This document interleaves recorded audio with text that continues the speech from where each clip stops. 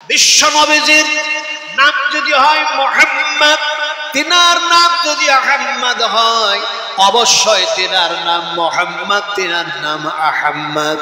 তিনার নাম কতটা আমি বর্ণনা করব না, অনেকের উপরে আমি তাফসীর করেছি, আলোচনা করেছি, আল্লাহ করিয়ে নিয়েছেন।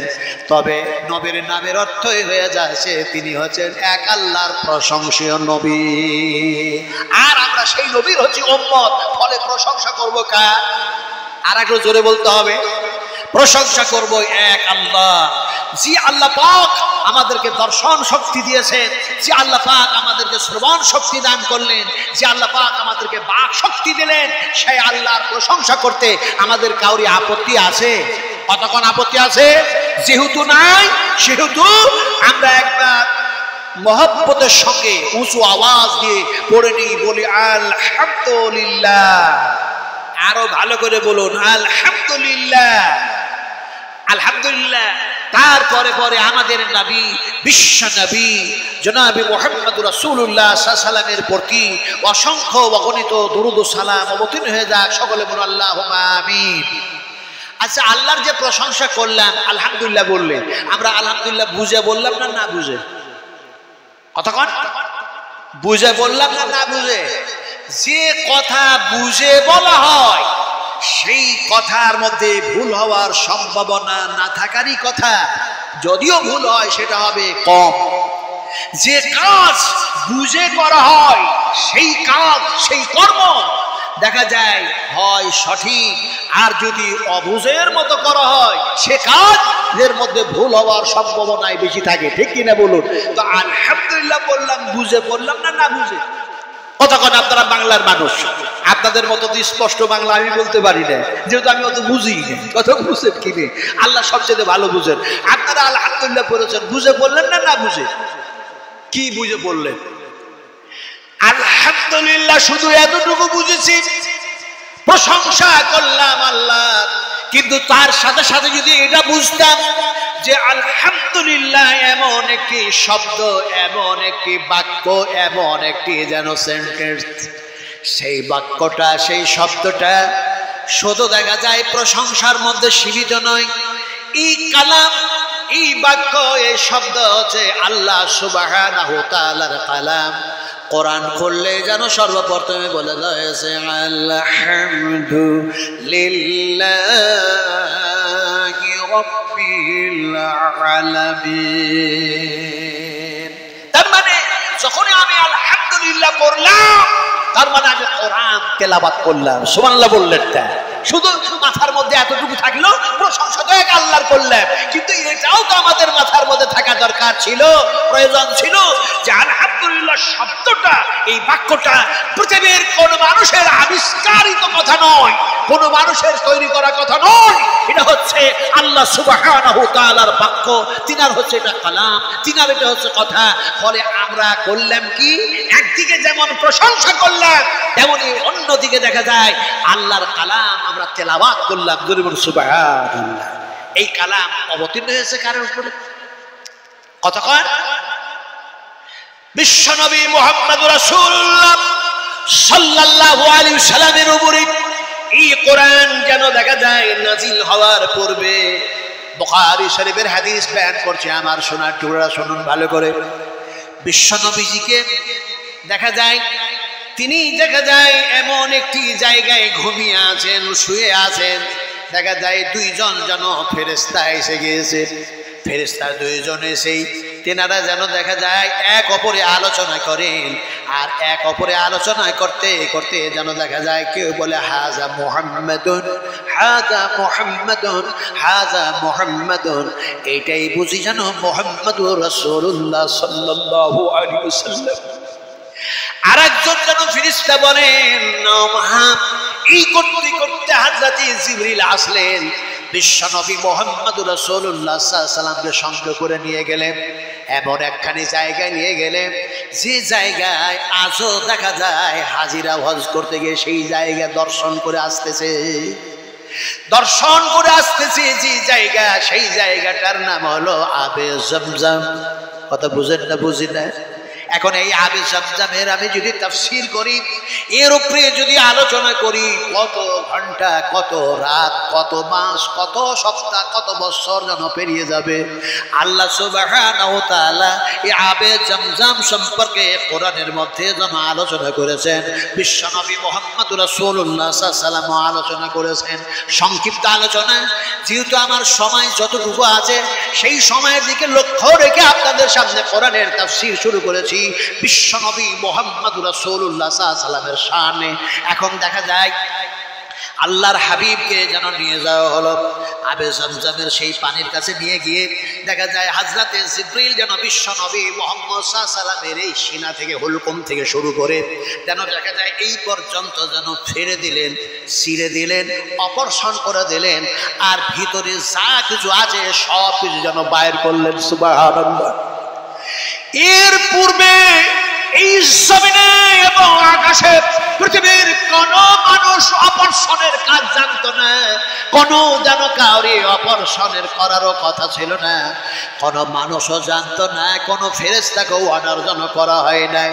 কিন্তু বিশ্বনবী মুহাম্মদুর রাসূলুল্লাহ সাল্লাল্লাহু আলাইহি ওয়াসাল্লাম আল্লাহ পাক যাকে কোরআন দান করবেন, যার কাছে কোরআন যেন পড়ানো হবে, যাকে কোরআনের চরিত্র দান করা হবে, কোরআনের আখলাক দান করা হবে, যিনি হবেন সাইয়্যিদুল মুরসালিন, যিনি হবেন খাতিমুন নবীন, যিনি হবেন রাহমাতাল লিল আলামিন, আল্লাহ পাক লাকাব এত কিছু দিবেন, সেই নবী মুহাম্মদুর রাসূলুল্লাহ সাল্লাল্লাহু আলাইহি ওয়াসাল্লামের যেন সিনা ফেড়ে দেওয়া হয়েছে। ওই ফেরেশতাগুলি বলি জিবরিল আমিন কি করে তাই দেখি না। জিবরিল আমিন যেন দেখা যায় সিনা ফাড়লেন, আর যেন এইগুলো যেন ফেড়ে দিয়ে যেন অপারেশন করে বিশ্বনবীর যেন সেই সমস্ত সব কিছু ভিতরকার বাইর করলেন, আবে জামজামের পানি দিয়ে সুন্দর করে যেন রগড়ে রগড়ে যেন ধুলেন। আর ধোয়ার পরে দেখা যায় হযরতে জিবরিল আমিন তিনার হাতে যেন একটা সোনার যেন একটা প্লেট যেন আনা হলো। ওই সোনার প্লেট যেন নিয়ে এসে দেখা যায় সোনার প্লেটের মধ্যে দেখা যায় যেন এমনি করে যেন নূর ওয়া হিকমা, এমনি করে দেখা যায় যেন এমনি করে নূর ঈমান যেন দেখা যায় সেখানে যেন ভরে দেওয়া হলো। আর বিশ্বনবী মুহাম্মদুর রাসূলুল্লাহ সাল্লাল্লাহু আলাইহি ওয়াসাল্লামের সেই সমস্ত জিনিসগুলি ধুয়ে যেন তার মধ্যে ঢোকায়া ওই যেন প্লেটটাও যেন ঢোকায়া দেওয়া হলো। তারপরে দেখা যায় বিশ্বনবী মুহাম্মদ সাল্লাল্লাহু আলাইহি ওয়াসাল্লামের এই জায়গাটাকে যেন ফেরেশতা জিবরিল এই করে দিলেন, আবার যেমনকার তেমনই আল্লাহর হুকুমে হয়ে গেল। এত কিছু সংক্ষিপ্ত আলোচনা করার পরে এত কিছু করলেন, তারপরে দেখা যায় বিশ্বনবী মুহাম্মদ রাসূলুল্লাহ সাল্লাল্লাহু আলাইহি ওয়াসাল্লামকে আলা থেকে আলা মাকামে নিয়ে যাওয়া হলো, যে জায়গায় দেখা যায় এমনি করে সিদরাতুল মুনতাহা, আমি লম্বা জায়গায় যাচ্ছি না। এবার দেখা যায় বিশ্বনবী মুহাম্মদ রাসূলুল্লাহ সাল্লাল্লাহু আলাইহি ওয়াসাল্লামকে আল্লাহ পাক বলছেন, হে আমার রাসূল, তোমার সঙ্গে যা কিছু আমার জিবরিল করেছেন সেই ব্যাপারে আমি আল্লাহ অবগত আছি। যেমন সুবহানাল্লাহ, আরো যেমন সুবহানাল্লাহ, আমি আল্লাহ সব কিছু ব্যাপারে অবগত আছি, কিন্তু হে রাসূল তুমি আমার জন্য এনেছো কি? সুবহানাল্লাহ পড়ে। আপনারা বিয়ে বুঝেন? আমি বুঝতে পারছি না, এমনি করে বুঝায়। আপনার মেয়ের বিয়ে দিয়েছেন অন্য একজনের বাড়িতে, এখন দেখা যায় আপনার মেয়ের বিয়ে দিলেন অন্য একটা বাড়িতে, যে ছেলেটার সাথে দিলেন সে হলো আপনার জামাই, না কি বলেন? জামাই বলেন না কিছু? জামাই বলেন তো। আচ্ছা, জামাইয়ের বাপ আপনার কে হয়? বিয়ে হয়। এই দেখেন, এখন বিয়ে বাড়ি যাচ্ছে, বিয়ে বাড়ি যেতে গিয়ে দেখা যায় শুধু হাতে তো আর কেউ যায় না, কিছু না কিছু একটা নিয়ে যায়। তো এখন এক বিয়ে মহাশয় কি করে যে একটা মিষ্টির ভার নিয়ে যাচ্ছে। এখন মিষ্টির ভার নিয়ে যেতে গিয়ে দেখা যায় ওই মিষ্টির ভারটা হাত থেকে কিভাবে যেন দেখা যায় একটু যেন অন্যরকম হয়ে আছে, হাত থেকে যেন ছুটে পড়ে গেছে। ওই জায়গাতে আপনারা যখন ওই ভারটা পড়লো বিয়ের হাত থেকে, তখন সে কি বলে? বলে শব্দটা কি বলে? যা, হয়ে গেল রে, যা। ও একটা হচ্ছে যা। আর আপনি যে বৌমা নিয়ে আসলেন বাড়িতে, সেই বউ আর আপনার আরেকটি ছেলের বউ, এই দুই বই ওরা কে হয় বলুন সম্পর্কে? ও এক যা। তাহলে এখানে একটা যা আর ওখানে একটা যা, কথা বুঝেন কি নে? এখন বিয়ে বাড়ি নিয়ে যেতে গেলে সেই মিষ্টির বাড়ির ভাঁড় নিয়ে যেতে গিয়ে ভেঙে গেল, তাই বলে আপনি বললেন যা। আল্লাহ সুবহানাহু ওয়া তাআলা বিশ্ব নবীকে জিজ্ঞেস করলেন, নবীজি আপনি আমার কাছে এসছেন না, আমি আল্লাহ আপনাকে নিয়ে এসেছি বড় যেন আদর করে স্নেহ করে ভালোবেসে। পৃথিবীর কোন মানুষ, কোন পৃথিবীর যদি মাখলুকাত আপনাকে না ভালোবাসে, আমি আল্লাহ আপনাকে এত মহব্বত করি, এত ভালোবাসি, যেহেতু আপনি আমার যেন রাসূল হন। জোরে বলুন সুবহানাল্লাহ। নবী কার নবী? আল্লাহর নবী। জোরে বলুন সুবহানাল্লাহ। শুধু কি আমাদের নবী? আল্লাহর নবী তিনি। তিনি বলছেন ইন্নাল্লাহ ওয়া মালাইকাতাহু ইউসাল্লুনা আলান নবী, আমি আল্লাহ স্বয়ং আমার রাসূলের উপরে আমি দরুদ পাঠ করি। জোরে বলুন সুবহানাল্লাহ। সুবহানাল্লাহ আসতে বললেন, একটু জোরে বলতে পারলেন না? যখন দেখা যায় পার্টির নেতা ফেতা আসছে তখন স্লোগানের শেষ থাকে না। আর আল্লাহ পাক স্বয়ং বলছেন, রাসূল পৃথিবীর কোন মাখলুকাত যদি তোমাকে না মানে নবী বলে, আমি আল্লাহ মেনে নিলাম তুমি আমার নবী। জোরে বলুন সুবহানাল্লাহ। চারটিখানি কথা মনে করছেন? পৃথিবীর সমস্ত শিক্ষিত জ্ঞানী গুণী বুদ্ধিজীবী তাদের ভাষা, তাদের সবকিছু এক পাল্লায় যদি রাখা যায়, আমার আল্লাহর এই ভাষা আরেকটা পাল্লায় যদি রাখা যায়, জমিন আকাশ সব কিছু শূন্য হয়ে যাবে। এই ভাষার ওজন আল্লাহ পাক বাড়ায় দিবেন। জোরে বলুন সুবহানাল্লাহ। আরো জোরে সুবহানাল্লাহ।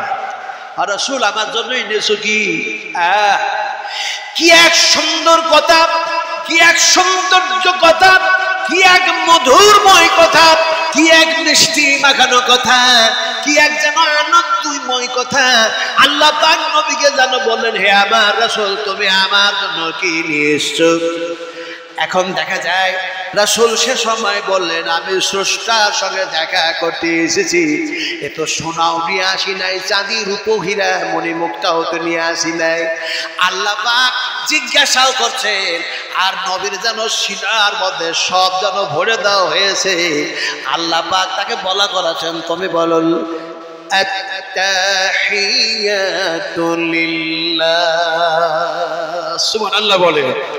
আমরা আত-তাহিয়াতু লিল্লাহ পড়ি না? এই পড়েন না? পড়েন না? শুধু ফরজ নামাজও পড়েন না, সুন্নাত নামাজও পড়েন, বেতর নামাজও পড়েন না? পড়েন না? এমনি করে নামাজ সালাত আমরা সে সময় যখন সালাতে যাই, রাসূলুল্লাহ সাল্লাল্লাহু আলাইহি ওয়াসাল্লাম বলেছেন, আমার মিরাজ হয়েছিল, আমি আল্লাহর সঙ্গে যখন দেখা করার জন্য গেলাম, সেই সময় 70,000 পর্দা কায়েম করেছিলেন। আমি সেই পর্দার গেট দিয়ে প্রবেশ করেছিলাম, লম্বা আলোচনা করব না। সেই গেট দিয়ে আমি প্রবেশ করেছিলাম।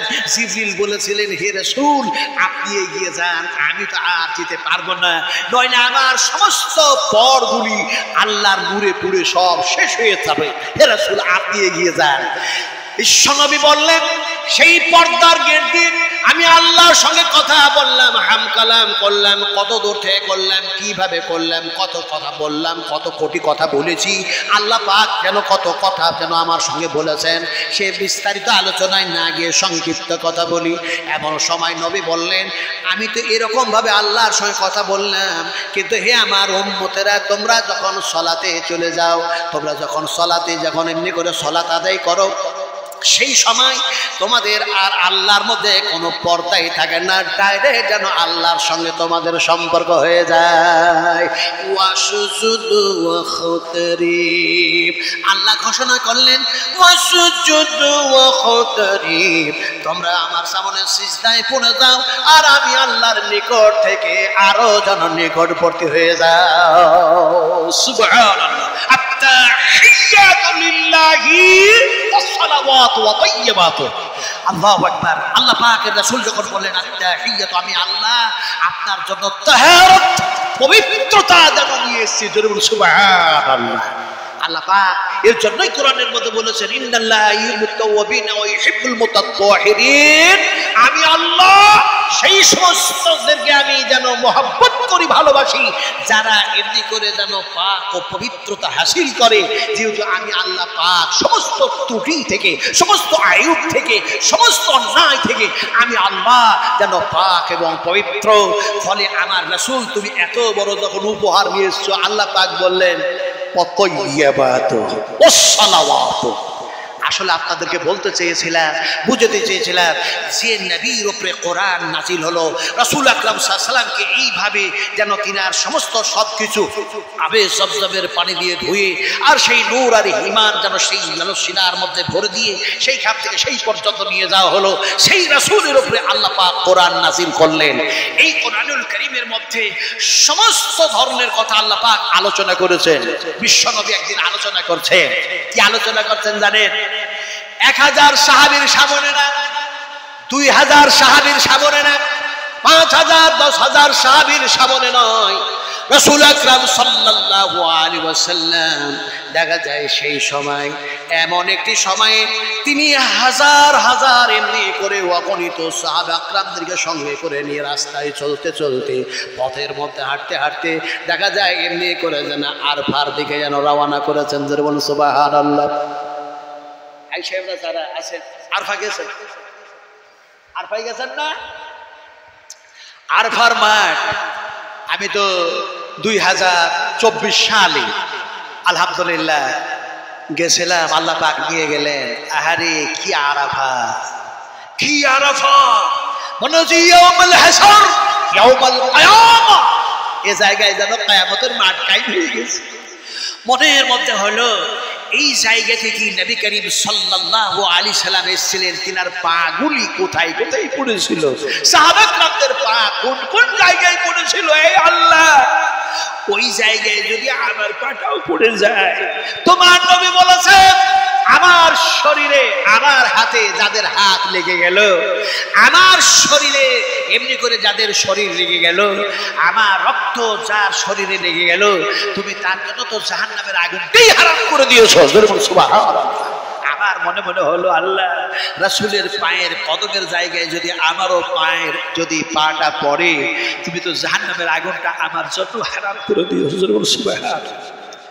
আরাফার মাঠে নবী করিম সাল্লাল্লাহু আলাইহি সাল্লাম অসংখ্য সাহাবায়ে কেরামদেরকে নিয়ে গেছেন। এখন দেখা যায় সাহাবীরা এদিক ওদিক করে আছেন। রাসূল আকরাম সাল্লাল্লাহু আলাইহি সাল্লাম বিশাল বড় এক উঁচু জবল, উঁচু এক পর্বত, সেই জাবাল রহমত, সেই যেন পর্বতের উপরে রাসূল যেন চেপেছেন। সুবহানাল্লাহ পড়ে আরো যেন সুবহানাল্লাহ। আমার ভাইরা আল্লাহর কসম খেয়ে বলি আল্লাহ আল্লাহ আল্লাহ, রাসূল বলেছেন আরফাই হলো হজ, আরফাই হলো হজ, আরফাই হলো হজ। আরফাই যারা চলে আসলো তাদের হজ হয়ে গেল, আর তারা মাসুম বাচ্চার নাই হয়ে গেল। জোরে বলুন সুবহানাল্লাহ। তো আরফাতে আপনার যখন গেলাম, মনের মধ্যে হলো যে ওই উঁচু যেন পাহাড়ে যে জায়গায় রাসূল চেপেছেন ওই জায়গায় যাওয়া যায় কিনা। আমার যেন দেখা যায় সঙ্গ সাথী আজওয়াজ মুতাহহারাত বলা হয়েছে, আমার সঙ্গ সাথী। বুঝুন আমার সাথীকে, কথা বুঝেন না? হ্যাঁ, এখন আমরা দুজনাই, তার মধ্যে আমি বললাম অত উঁচুতে কি উঠা যায়? আমার স্ত্রী বলছেন বিশ্বনবী মুহাম্মদ সাল্লাল্লাহু আলাইহি ওয়াসাল্লাম যদি ওই জায়গায় উঠেছেন, আমার জান চলে গেলেও আমি উঠবো। কথা বুঝেন কিন্তু সুবহানাল্লাহ বলেন। আমি দেখলাম আমি হুজুরের চাইতে আমার স্ত্রী ঈমান আরো বেশি মজবুত আছে। আলহামদুলিল্লাহ। ঈমান যত মজবুত হবে দ্বীনের জন্য, ইসলামের জন্য, সে শুধু জাগ্রত হবে না, বরং জীবন দিবে, রক্ত দিবে, জান দিবে, মাল দিবে, সবকিছু বিসর্জন করে দিবে বিশ্বনবী মুহাম্মদ সাল্লাল্লাহু আলাইহি ওয়াসাল্লামের মহব্বতে। সুবহানাল্লাহ। এখন উনি বলছেন যাবো। আমার সঙ্গ সাথী যারা ছিলেন ওনারা বয়স্ক মানুষ, ওনারা বলেন আমরা অত উঁচুতে উঠতে পারবো না হুজুর, আপনারা যান। ওনাদের স্ত্রী ছিল, ওনারাও বললেন যে আমরা তো যাবই না, একটু শরীরটাও তাদের ভারী ছিল। এখন আমরা দুজনাই উঠতে লাগলাম। উঠতে উঠতে গিয়ে কিছুটা উঠার পর আমার অর্ধাঙ্গিনী বলছেন যে আমি ক্লান্ত হয়েছি, একটু কি বসবো? বসার কি নিয়ম আছে? আমি বললাম বসে পড়ো। রাসূল আকরাম সাল্লাল্লাহু আলাইহি ওয়াসাল্লাম খুতবা দিতে দিতে তিনি মিম্বারে বসে গেছেন। সুবহানাল্লাহ বলেন আরো সুবহানাল্লাহ। আচ্ছা বলুন দেখি খুতবাতে মিম্বারে চেপে দাঁড়িয়ে দাঁড়িয়ে খুতবা দিতে হয় কেন? বলেন, দাঁড়িয়ে দাঁড়িয়ে খুতবা দেয় কেন? মিম্বারে চেপে দাঁড়িয়ে খুতবা পড়া হয় না কেন? আশ্চর্য মানুষ। দাঁড়িয়ে খুতবা এই জন্যই না হয় যে খুতবাটা মিম্বারের উপরে হয় সেটা হচ্ছে সালাত, আর নামাজ আদায় করতে গেলে দাঁড়িয়ে দাঁড়িয়ে না বসে বসে। কোনটা কোনটা করে? এই জন্য জুমার খুতবা সেটা হচ্ছে সালাত, সেটা হচ্ছে নামাজ। এই জন্য দাঁড়িয়ে দাঁড়িয়ে এই খুতবা বিশ্বনবী মুহাম্মদ রাসূলুল্লাহ সাল্লাল্লাহু আলাইহি ওয়াসাল্লাম দিয়েছেন। আমরা উম্মতেরা ওই মিম্বারে চাপলে দাঁড়িয়েই খুতবা পড়তে হয়, কথা ঠিক না বেঠিক? সেটা হচ্ছে সালাত। তারপরে একবার বসতেও হয়। এখন দেখা যায় আমি বললাম যে বসো, সে বসলো, বলে এই জায়গায় কি কিছু খাবার খাওয়া যায়? বলে হ্যাঁ, রাসূল খেয়েছেন, সাহাবায়ে কেরামেরা খেজুর খেয়েছেন, খেজুর খাও। এখন খেজুর দুটো খাওয়ার পরে আবে জবজবের পানি ছিল, তাও পান করা হলো। 5-7 মিনিট 10 মিনিট বসার পর বলে এবার উঠি, চলো। চলতে চলতে চলতে চলতে আল্লাহর হাবিব, আল্লাহর কসম কি বলি, বিশ্ব নবী মুহাম্মদ রাসূলুল্লাহ সাল্লাল্লাহু আলাইহি সাল্লাম যে জায়গায় দাঁড়িয়ে অগণিত সাহাবা-কেরামদের সামনে ওই পাহাড়ের উপরে খুতবা দিয়েছিলেন, সেই জায়গা পর্যন্ত আল্লাহ পাক পৌঁছায়া দিলেন। এখন ওই জায়গাটাতে একটা সেতু কায়েম করা আছে, আজও দেখবেন সেতু একটা মিনার কায়েম করা আছে, নিদর্শন বলে রাখা আছে। ওই জায়গায় গিয়ে যেন কান্না আর চোখের পানি থামে না। আরে রাসূল যেন এই জায়গায় দাঁড়ায়া তিনি যেন খুতবা দিয়েছেন, ওয়াজ করেছেন, নসিহত করেছেন, আল্লাহর আলোচনা করেছেন, সাহাবা কেরাম থেকে শুনিয়েছেন। চতুর্দিকে ঘুরলাম, কোন জায়গায় উমরের পা পড়েছে, হযরত আবু বকর সিদ্দিকের পা পড়েছে, কোন জায়গায় দেখা যায় এমনি করে যেন আবু হুরায়রার পা পড়েছে, আমার রাসূলের পা পড়েছে। সব জায়গায় ঘোরার পর মনটা যেন হয়ে গেল নবী সাহেবের খুতবা, বিশ্ব নবী মুহাম্মদ সাল্লাল্লাহু আলাইহি ওয়াসাল্লামের খুতবা এই জায়গায় কি হয়েছিল একটু যেন মনের মধ্যেই চিন্তা করলাম। চিন্তা করার পরে মনের মধ্যে চলে আসলো, রাসূল বলেছিলেন, হে আমার সাহাবা কেরামেরা, হে আমার সাহাবীরা, হাজ্জাতুল বিদা, হাজ্জাতুল বিদা, হাজ্জাতুল বিদা, এটাই আমার জীবনের যেন শেষ হজ। রাসূল আকরাম সাল্লাল্লাহু আলাইহি ওয়াসাল্লাম বললেন, এটাই হয়তো আমার জীবনের শেষ যাত্রা তোমাদের সঙ্গে, আর হয়তো এটাই যেন শুরু। কিন্তু শুনে নাও আমার সাহাবায়ে কেরামেরা, আমি মুহাম্মদ রাসূলুল্লাহ সাল্লাল্লাহু আলাইহি ওয়াসাল্লাম বলতেছি, আমাকে আল্লাহ পাক যে কোরআন দান করেছেন, যে আল্লাহ পাক আমাকে নবুয়ত দান করেছেন, আমি সেই নবী মুহাম্মদ সাল্লাল্লাহু আলাইহি ওয়াসাল্লাম তোমাদের কাছে সেই কোরআন পৌঁছে দিয়েছি কিনা, এক আল্লাহর কথাগুলি পৌঁছে দিয়েছি কিনা, তোমরা একটু আমারে সাক্ষী দিয়ে দাও। সাহাবায়ে কেরামেরা চোখ ভরা পানি নিয়ে বলছে, ইয়া রাসূলুল্লাহ, ইয়া হাবিবাল্লাহ, ইয়া আল্লাহর রাসূল, আপনি আজকে এই আরফার মাঠে, এই জাবালুর রহমতে যে জায়গায় দোয়া কবুল হয়ে যায়, এই জায়গায় এই ধরনের বক্তৃতা, রাসূলের বক্তৃতাতে যত ভাষা ছিল, যত কথা ছিল, তার মধ্যে কথা যেন শেষ কথা এটাই ছিল, তোমরা সাক্ষী দাও আল্লাহ পাকের কথাগুলি তোমাদের কাছে পৌঁছে দিয়েছে কিনা, ইসলাম তোমাদের কাছে পৌঁছে দিয়েছে কিনা, আল্লাহ যে দায়িত্ব দিয়েছেন সেই দায়িত্ব আমি বহন করেছি কিনা, আজকে সাক্ষী দাও। সাহাবায়ে কন্দন অবস্থায় বললেন, ইয়া রাসূলুল্লাহ, আমরা সাক্ষী দিয়ে দিলাম, হে রাসূল, আপনি আমাদের কাছে যেন দেখা যায় দ্বীনকে, ইসলামকে, আল্লাহর কথাগুলি সম্পূর্ণ পৌঁছে দিয়েছেন। যেমনি এই কথা সাহাবীরা বলেছেন, রাসূল আকরাম সাল্লাল্লাহু আলাইহি ওয়াসাল্লাম তিনি যেন আকাশের দিকে হাত উঠায় দিলেন, তিনি বলেন সুবহানাল্লাহ, আরো বলেন সুবহানাল্লাহ। আকাশের দিকে নবীজি হাত উঁচু করলেন, হাত উঁচু করে বলেন, ইয়া রাব্বাল আলামিন, ইয়া আরহামার রাহিমিন, ইয়া পরওয়ারদিগারে আলাম, আপনি সাক্ষী থাকুন, আপনি সাক্ষী থাকুন, আপনি সাক্ষী থাকুন। আয় আল্লাহ, আপনি যে আমাকে দায়িত্ব দিয়েছিলেন সেই দায়িত্ব আমি বহন করেছি, আপনার দিন যেন আপনার বান্দীদের কাছে পৌঁছে দিয়েছি। আমার সাহাবীরা যেন সাক্ষী দিল, আপনিও সাক্ষী থেকে যান।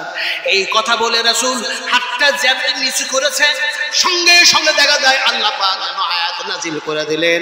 আল্লাহ সুবহানাহু ওয়া তাআলা নবীজিকে বলে দিলেন, ইয়া আইয়ুহাল্লাযী আল্লাহ পাক যেন নাজিল করে দিলেন। এমনি করে দেখা যায় যেন আল্লাহ সুবহানাহু ওয়া তাআলা ঘোষণা করলেন, নবীজি আমি আল্লাহ পাক দ্বীনের উপরে, ইসলামের উপরে আমি রাজি হয়ে গেলাম, তোমার প্রতি রাজি হয়ে গেলাম, তোমার প্রতি খুশি হয়ে গেলাম। আর যে সমস্ত নিয়ামত তোমার উপরে নাজিল করেছিলাম, অবতীর্ণ করেছিলাম, সেই সবগুলি যেন করে দিলাম। ফলে যেন আমি যেন আল্লাহ সাক্ষীও থাকলাম আর আমি যেন রাজি হয়ে গেলাম। আমার ভাইরা, কথা বলতেছিলাম সেই জায়গায় রাসূল আকরাম সাল্লাল্লাহু আলাইহি সাল্লামের এই বক্তৃতা, রাসূল সাল্লামের এই ওয়াজ, তিনার এই নসিহত শোনার পর রাসূল আকরাম সাল্লাম সেখান থেকে যেন পাহাড়ের উপর থেকে নেমে আসলেন। কথা বলতেছিলাম, আল্লাহ পাক সে জায়গাও দেখালেন। দেখলেন সবচেয়ে যেটা আল্লাহ পাক আমাকে দেখালেন, রাসূল আকরাম সাল্লাল্লাহু আলাইহি সাল্লাম শুয়ে আছেন যে জায়গায়, ওই জায়গাটার নাম কি বলতে পারেন আপনারা? রাসূল কোন জায়গায় শুয়ে আছেন বলুন তো? অতঃপর কোন জায়গায় শুয়ে আছেন? মদিনায়। আল্লাহ রাসূল বলেছেন, পৃথিবীর মানুষেরা যখন তারা দ্বীন থেকে সরে যাবে, কোরআন থেকে সরে যাবে, তাওহীদ থেকে দূরে সরে যাবে, ইসলাম থেকে ছিটকে পড়বে, সেই সময় যেন দেখা যায় দ্বীন, সেই ইসলাম যেন আবার আমার কাছে এসে, মদিনায় আমার কাছে এসে আবার জমা হয়ে যাবে। বুখারী শরীফ হাদিস, রাসূল আকরাম সাল্লাল্লাহু আলাইহি ওয়াসাল্লাম বলছেন, একটি যেমন সাপ নিজের গর্ত থেকে বাইর হয়ে এদিক ওদিক করে যায়, তারপরে আবার সাপটা এদিক ওদিক থেকে এসে নিজের গর্তের মধ্যে আবার যেমন প্রবেশ করে, ঠিক সেই রূপ যেন যখন দেখা যায় ইসলাম, সেই দ্বীন থেকে মানুষ যখন দূরে সরে যাবে, মান্যতা দিবে না, সে সময় দ্বীন তাদের কাছে থাকবে না, ইসলাম তাদের কাছে থাকবে না, আমি মুহাম্মদ সাল্লাল্লাহু আলাইহি ওয়াসাল্লামের কাছে আমার মদিনায় এসে আবার জমা হয়ে যাবে। রাসূল আকরাম সাল্লাল্লাহু আলাইহি সাল্লাম শুয়ে আছেন যে জায়গায়, সেই জায়গাটার ব্যাপারে রাসূল নিজেই বয়ান করেছেন। বুখারী শরীফ হাদিস, নবীজি বলছেন, আমার মিহরাব, আমার মিহরাব, আমার মিহরাব, আমার মিহরাব থেকে আমার মিম্বার এই পর্যন্ত হচ্ছে, এটা হচ্ছে রিয়াজুল জান্নাহ। আমি রিয়াজুল জান্নাতের মধ্যে শুয়ে আছি। সুবহানাল্লাহ, আরো জোরে সুবহানাল্লাহ। রিয়াজুল জান্নাত, বেহেশতের মধ্যে এমন এক দুনিয়ার জান্নাত, এমন একখানা বেহেশত, যিনারা এমনি করে উমরা করার জন্য যান, যাদের ভাগ্যে যেন জুটে সেই রিয়াজুল জান্নাতের মধ্যে প্রবেশ করার সুযোগ হয়ে যায়। এখন তো গভর্নমেন্ট বিভিন্ন ধরনের যেন সিস্টেম করে দিয়েছে। কথা বলতেছিলাম, আপনি যখন মন তখন যেতে পারবেন না, আপনি এমনি করে যখন মন তখন সেখানে প্রবেশ করতে পারবেন না, নানা রকম সিস্টেম করে দিয়েছে। অত আমি আলোচনা করব না, শুধু এতটুকু বলি, আল্লাহর কাছে দোয়া করলাম, এই আল্লাহ তুমি যখন নিয়ে এসছো বিশ্ব নবী মুহাম্মদ সাল্লাল্লাহু আলাইহি ওয়াসাল্লাম যে জায়গায় শুয়ে আছেন, ওই রিয়াজুল জান্নাতের মধ্যে সেই জায়গায় একটু দর্শন করতে, শুধু দর্শন করা নয়, ওর মধ্যে যাওয়ার তুমি তৌফিক দান করে দাও। বাইরে থেকে আপনি যখন প্রবেশ করলেন বাবু সালাম গেট দিয়ে, যখন আপনি যাচ্ছেন, সেই সময় দেখা যায় আপনি যেন বিশ্ব নবী মুহাম্মদ সাল্লাল্লাহু আলাইহি ওয়াসাল্লামকে সালাম জানালেন, আসসালামু আলাইকা ইয়া রাসূলুল্লাহ, আসসালামু আলাইকা ইয়া হাবিবাল্লাহ। তারপরে আপনি দেখা যায় দরুদ পাঠ করলেন। এখন দেখা যায় দরুদ পাঠ করার পরে আবার যেন সালাম দিচ্ছেন, আসসালামু আলাইকা, আসসালামু আলাইকুম রাহমাতুল্লাহি ওয়া বারাকাতুহু ইয়া আবু বকর সিদ্দিক রাদিয়াল্লাহু তাআলা আনহু, আসসালামু আলাইকুম ওয়া রাহমাতুল্লাহি ওয়া বারাকাতুহু ইয়া ওমর ফারুক রাদিয়াল্লাহু তাআলা আনহু। ঢুকলেন এই দিক দিয়ে আর বাইরে হয়ে গেলেন আপনি যেন পূর্ব দিক দিয়ে, দক্ষিণ দিক দিয়ে যেন এমনি করে দেখা যায় সূর্য যেন উদয় হচ্ছে, সেই দিক দিয়ে যেন বাইরে হয়ে চলে গেলেন। এবার দেখা যায় এমনি করে যেন চলে গেলেন, এটা তো যেন দেখা যায় সালাম জানালেন। কিন্তু জান্নাতের মধ্যে ঢোকার জন্য এমন একটা গেট, আপনি যখন মন তখন যেতে পারবেন না, সেই জায়গায় নানা রকমের পুলিশ যেন কায়েম করা হয়েছে। এখন ওই জায়গায় যেতে গিয়ে দেখা যায় লটারি হচ্ছে। আল্লাহর কাছে যেন দোয়া করলাম, ভাই আল্লাহ লটারির মধ্যে যদি নামটা না আসে তাহলে তো রিয়াজুল জান্নাতের মধ্যে যাওয়া সম্ভবই হবে না। হঠাৎ যেন একজন যেন হাজী এসে আমাকে বললো, আসসালামু আলাইকুম হুজুর, আপনি কি ঝাড়খণ্ডের মানুষ? বলে আমি ঝাড়খণ্ডের মানুষ। বলে রিয়াজুল জান্নাত জান্নাতের মধ্যে কি গেছিলেন নাকি নামাজ পড়ে আসলেন নাকি? বলে এখনো সেই সুযোগ হয় নাই। তাহাজ্জুদের নামাজে অনেকবার আল্লাহকে যেন ডেকেছি আর বলেছি বিশ্ব নবী মুহাম্মদ রাসূলুল্লাহ সাল্লাল্লাহু আলাইহি সাল্লামের সাহাবা کرامেরা ওই রিয়াজুল জান্নাতের মধ্যে বসে শিখেছেন। নবী যেন দেখা যায় কোরআন তেলাওয়াত করেছেন তা শুনেছেন, ওয়াজ করেছেন তা শুনেছেন, আমল করেছেন। ওই জায়গাতে আমারও পাটা পড়ে কিনা আল্লাহ তুমি দয়া করে সেই সুযোগ করে দাও। কিন্তু দেখা যায় সে রাত্রেও হলো না। ঠিক যেন দেখা যায় এমনি করে 3 দিন পর হঠাৎ যেন মুআল্লিম এসে বলে আগামীকাল আপনার আর আপনার স্ত্রী দুজনার যেন লিস্টে নাম এসে গিয়েছে জান্নাত রিয়াজুল জান্নাতে যাবার জন্য আপনারা কাল সকাল 9টার সময় প্রস্তুত থাকবেন। সকাল 9টার সময় প্রস্তুত থাকবেন। সত্যি গেলাম মনে অনেক বড় উদার মন নিয়ে গেলাম, কাতারে দাঁড়ালাম। এমন সময় দেখা যায় রিয়াজুল জান্নাতের মধ্যে যখন ঢুকে গেলাম দেখলাম রাসূল আকরাম সাল্লাল্লাহু আলাইহি ওয়াসাল্লামের সাহাবায়ে কেরামেরা সেখানে বসে বসে যেভাবে রাসূলকে সম্মান দিতেন, রাসূলকে শ্রদ্ধা করতেন, রাসূলের আদব যেন রক্ষা করতেন, রাসূলের কথা যেন শুনতেন, আজও মনে হচ্ছে সেই জায়গায় মনে হচ্ছে সাহাবীরা যেন জীবিত আছেন। ধরে বলে সুবহানাল্লাহ। ওই জায়গায় ঢোকার পর আর থাকতে পারলাম না, যেন সেই জায়গায় 2 রাকাত নামাজ পড়লাম, দোয়া করলাম। সমস্ত মুমিন মুমিনাতের জন্য দোয়া করেছি রিয়াজুল জান্নাতের মধ্যে। অনেক জায়গায় ওয়াজ করতে গিয়ে যেন ওয়াদা করেছিলাম আল্লাহ পাক যদি সেই জায়গা আমাকে পৌঁছে দেন আপনাদের নামে দোয়া করব। দোয়া শুরু করলাম, 2 রাকাত নামাজ পড়লাম, হাত তুলে যেন দোয়া করলাম। ওখানে হাত তুলেই দোয়া করতে হবে। আপনারা হাত তুলে দোয়া করেন না? করেন না? পৃথিবীতে যে মানুষগুলো কেমন হয়েছে কথা বুঝেন কি নেই?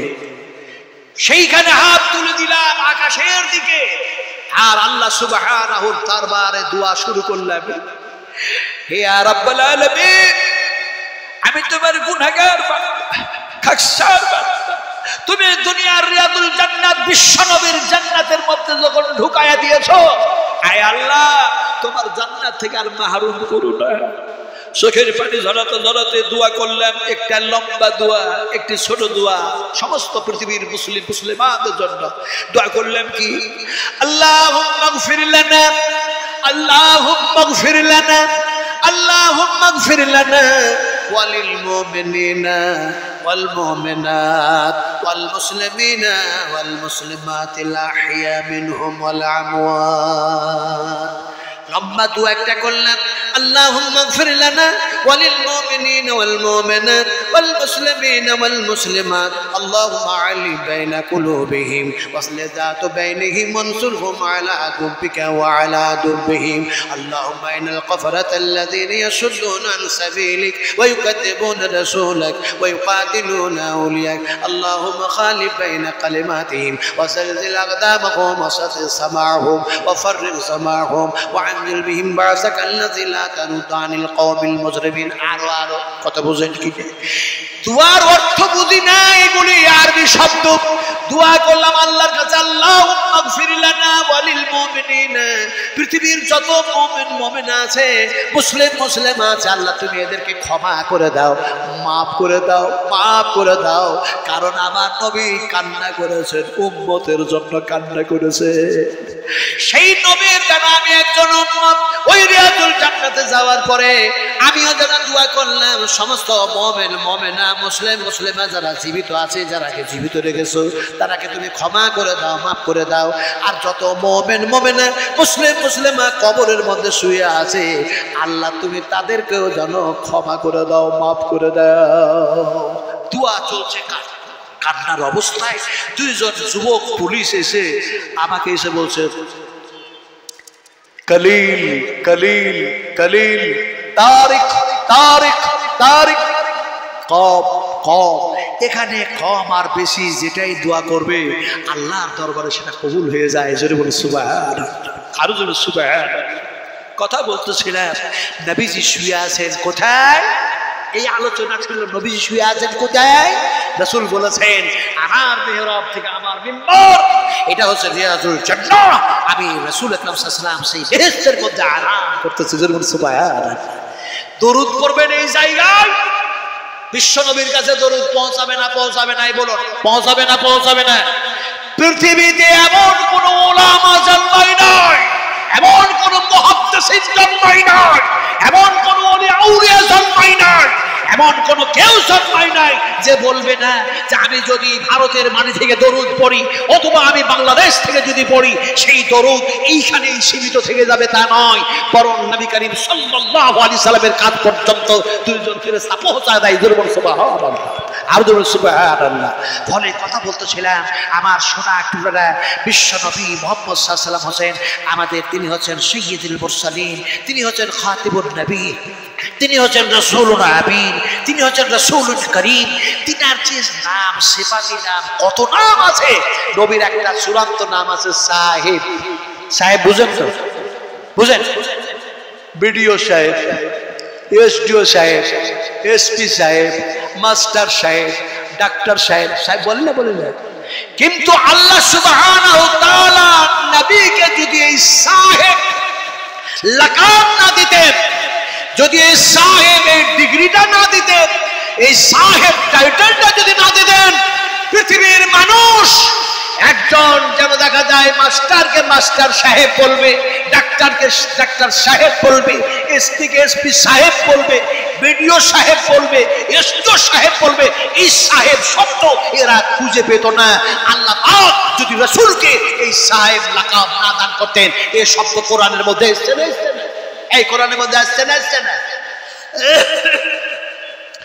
মা দাল্লা সাহিবুকুম ওয়া মা গাওয়া ওয়া মা ইয়ালতিকু আনিল হাওয়া।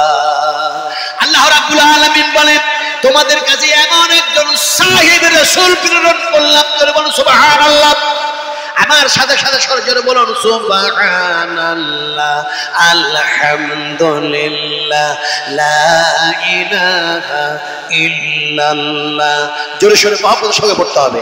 জোরে যদি পড়েন তাহলে অসুবিধা আছে? অসুবিধা আছে? আস্তে পড়লে অসুবিধা আছে কেন না? জোরে পড়লেও অসুবিধা নাই কেন? আস্তে পড়লেও অসুবিধা নাই কেন? তার মানে এই জন্যই অসুবিধা নাই আমরা যার পবিত্রতা বয়ান করছি আর যাকে এমনি করে লা ইলাহা ইল্লাল্লাহ বলে ঘোষণা করছি, তিনি আস্তে বললেও শুনতে পান, জোরে বললেও শুনতে পান। ফলে যে আমরা একটু জোরে জোরে যদি বলি তাহলে পরে দেখা যায় বিশ্বনবী মুহাম্মদ রাসূলুল্লাহ সাল্লাল্লাহু আলাইহি ওয়াসাল্লামের হাদিসের উপরে যেন আমল করা হয়। আবার যদি আস্তে আস্তে বলি তাও যেন নবীর হাদিসের প্রতি আমল করা হয়। কেমন করে বুঝাবো আপনাদের? এমনি করে বুঝাই, আল্লাহর হাবিব দয়ার নবী, রহমতের নবী, তিনি দেখা যায় সাহাবা کرامদেরকে নিয়ে জিহাদের ময়দানে চলতে আছেন। সাহাবীরা যেন দেখা যায় জোরে জোরে বলছেন আল্লাহু আকবার, আল্লাহু আকবার, আল্লাহু আকবার। বিশ্ব নবী সে সময় বললেন, আমার সাহাবীরা তোমাদের জানের উপরে রহম করো, তোমাদের জানের উপরে রহম করো। এত জোরে জোরে বলো, জিহাদের ময়দানে গিয়ে যেন মোকাবেলা করা লাগবে, শক্তিটাকে হীন আর ক্ষীণ করে দিও না। ফলে যেন দেখা যায় তোমাদের উপরে জানের উপরে রহম করো। আল্লাহু আকবার আস্তেও যদি বলো, আল্লাহ যেন শুনতে পান। আল্লাহ হলেন মহান, তিনি হলেন মহান, তিনার চাইতে বড় আর কেউ নাই। আকাশে জমিনে তার সমকক্ষ আর কেউ হতেও পারে না। ফলে তোমরা জানের উপরে রহম করো। এখন আসলো এমন একটা সময়, এমন একটি সময় যে জায়গায় দেখা যায় এখন পড়তে লাগলেন আল্লাহু আকবার, আল্লাহু আকবার, লা ইলাহা ইল্লাল্লাহু, আল্লাহু আকবার, আল্লাহু আকবার ওয়া লিল্লাহিল হামদ। সাহাবা کرامরা সেখানে যেন আস্তে আস্তে পড়ছেন। রাসূল বললেন জোরে জোরে পড়ো। সাহাবীদের মধ্যে কেউ জিজ্ঞেস করলেন, ইয়া রাসূলুল্লাহ, জিহাদের ময়দানে আল্লাহু আকবার জোরে যখন বলতেছিলাম সেই সময় আপনি বললেন তোমাদের জানের উপরে রহম করো। আল্লাহ আস্তে বললেও শুনতে পান। ফলে এই সময় যেন আস্তে বলতে বললেন। কিন্তু এই সময় দেখা যায় আস্তে আস্তে বলছি, জোরে জোরে কেন পড়তে বলছেন? এই তালবিয়াগুলি আপনি বলুন। নবীজি বললেন, হে আমার সাহাবা একরামেরা শোনো, এই জায়গায় যেন দেখা যায় তোমাদের আসার পূর্বে আর এই বাক্যগুলি, শব্দগুলি, তালবিয়াগুলি পড়ার পূর্বে আল্লাহ পাক গত রাত্রে তোমাদের জন্য ইনাম যেন ঘোষণা করেছেন, প্রাইজ ঘোষণা করেছেন। করেছেন, বাজেট যেন পাস করেছেন। এটা হচ্ছিল যেন ঈদুল ফিতরের রাত্রি।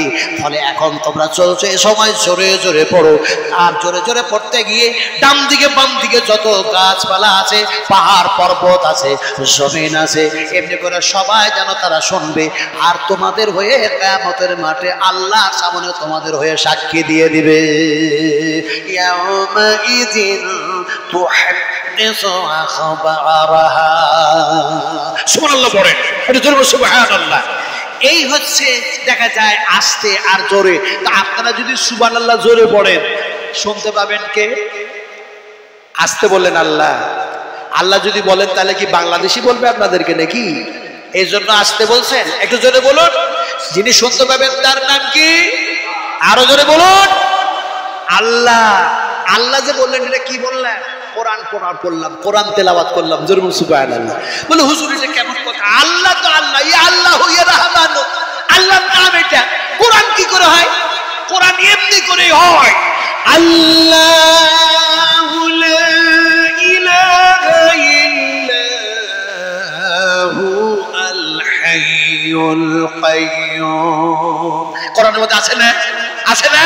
তাহলে শুধু কি আল্লাহর সিফাতের নাম বললেন না কোরআন তেলাওয়াত করলেন?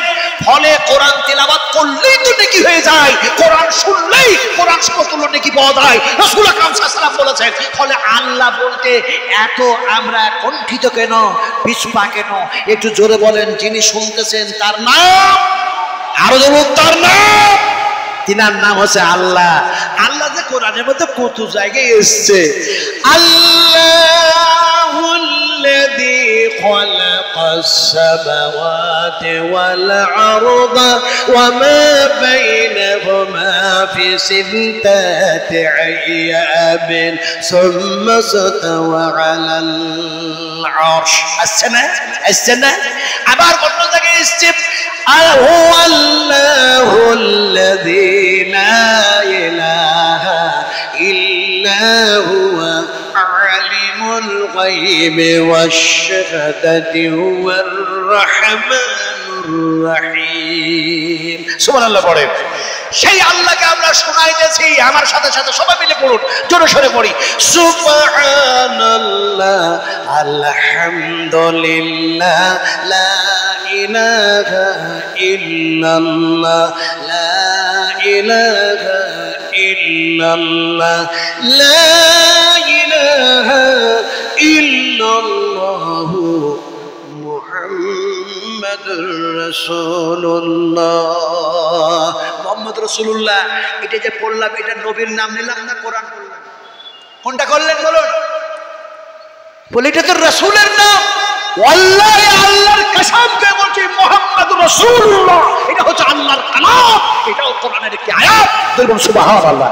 अगर देखना है तो देख लीजिए कुरान खुल करके। সূরা এমনি করে দেখা যায় আপনার কোরআনের মধ্যে যে সূরার মধ্যে এসেছে বিশ্বনবী মুহাম্মদ সাল্লামের যেন একটা সূরার সাথে নামের সাথে নাম আছে না নাই? মুহাম্মদ আছে না নাই? কোরআনের মধ্যে সূরার নাম মুহাম্মদ আছে না নাই? তারপরে সূরা ফাতহ, সূরা ফাতহ আপনি সেই সূরাগুলি দেখবেন কোরআনের মধ্যে নাম চলে এসেছে মুহাম্মাদুর রাসূলুল্লাহ। তার মানে কোরআনের আয়াত, আল্লাহ পাকের কালাম। সেই নবী মুহাম্মদ সাল্লাল্লাহু আলাইহি ওয়াসাল্লামের আখলাক আল্লাহ এত উঁচু করেছিলেন যার উপরে আল্লাহ পাক এই কোরআন নাযিল করলেন। তো বিশ্ব নবী মুহাম্মদ সাল্লাল্লাহু আলাইহি ওয়াসাল্লাম তিনি যেন সেই জান্নাতের মধ্যে শুয়ে আছেন, এই আলোচনাটাই করতেছিলাম।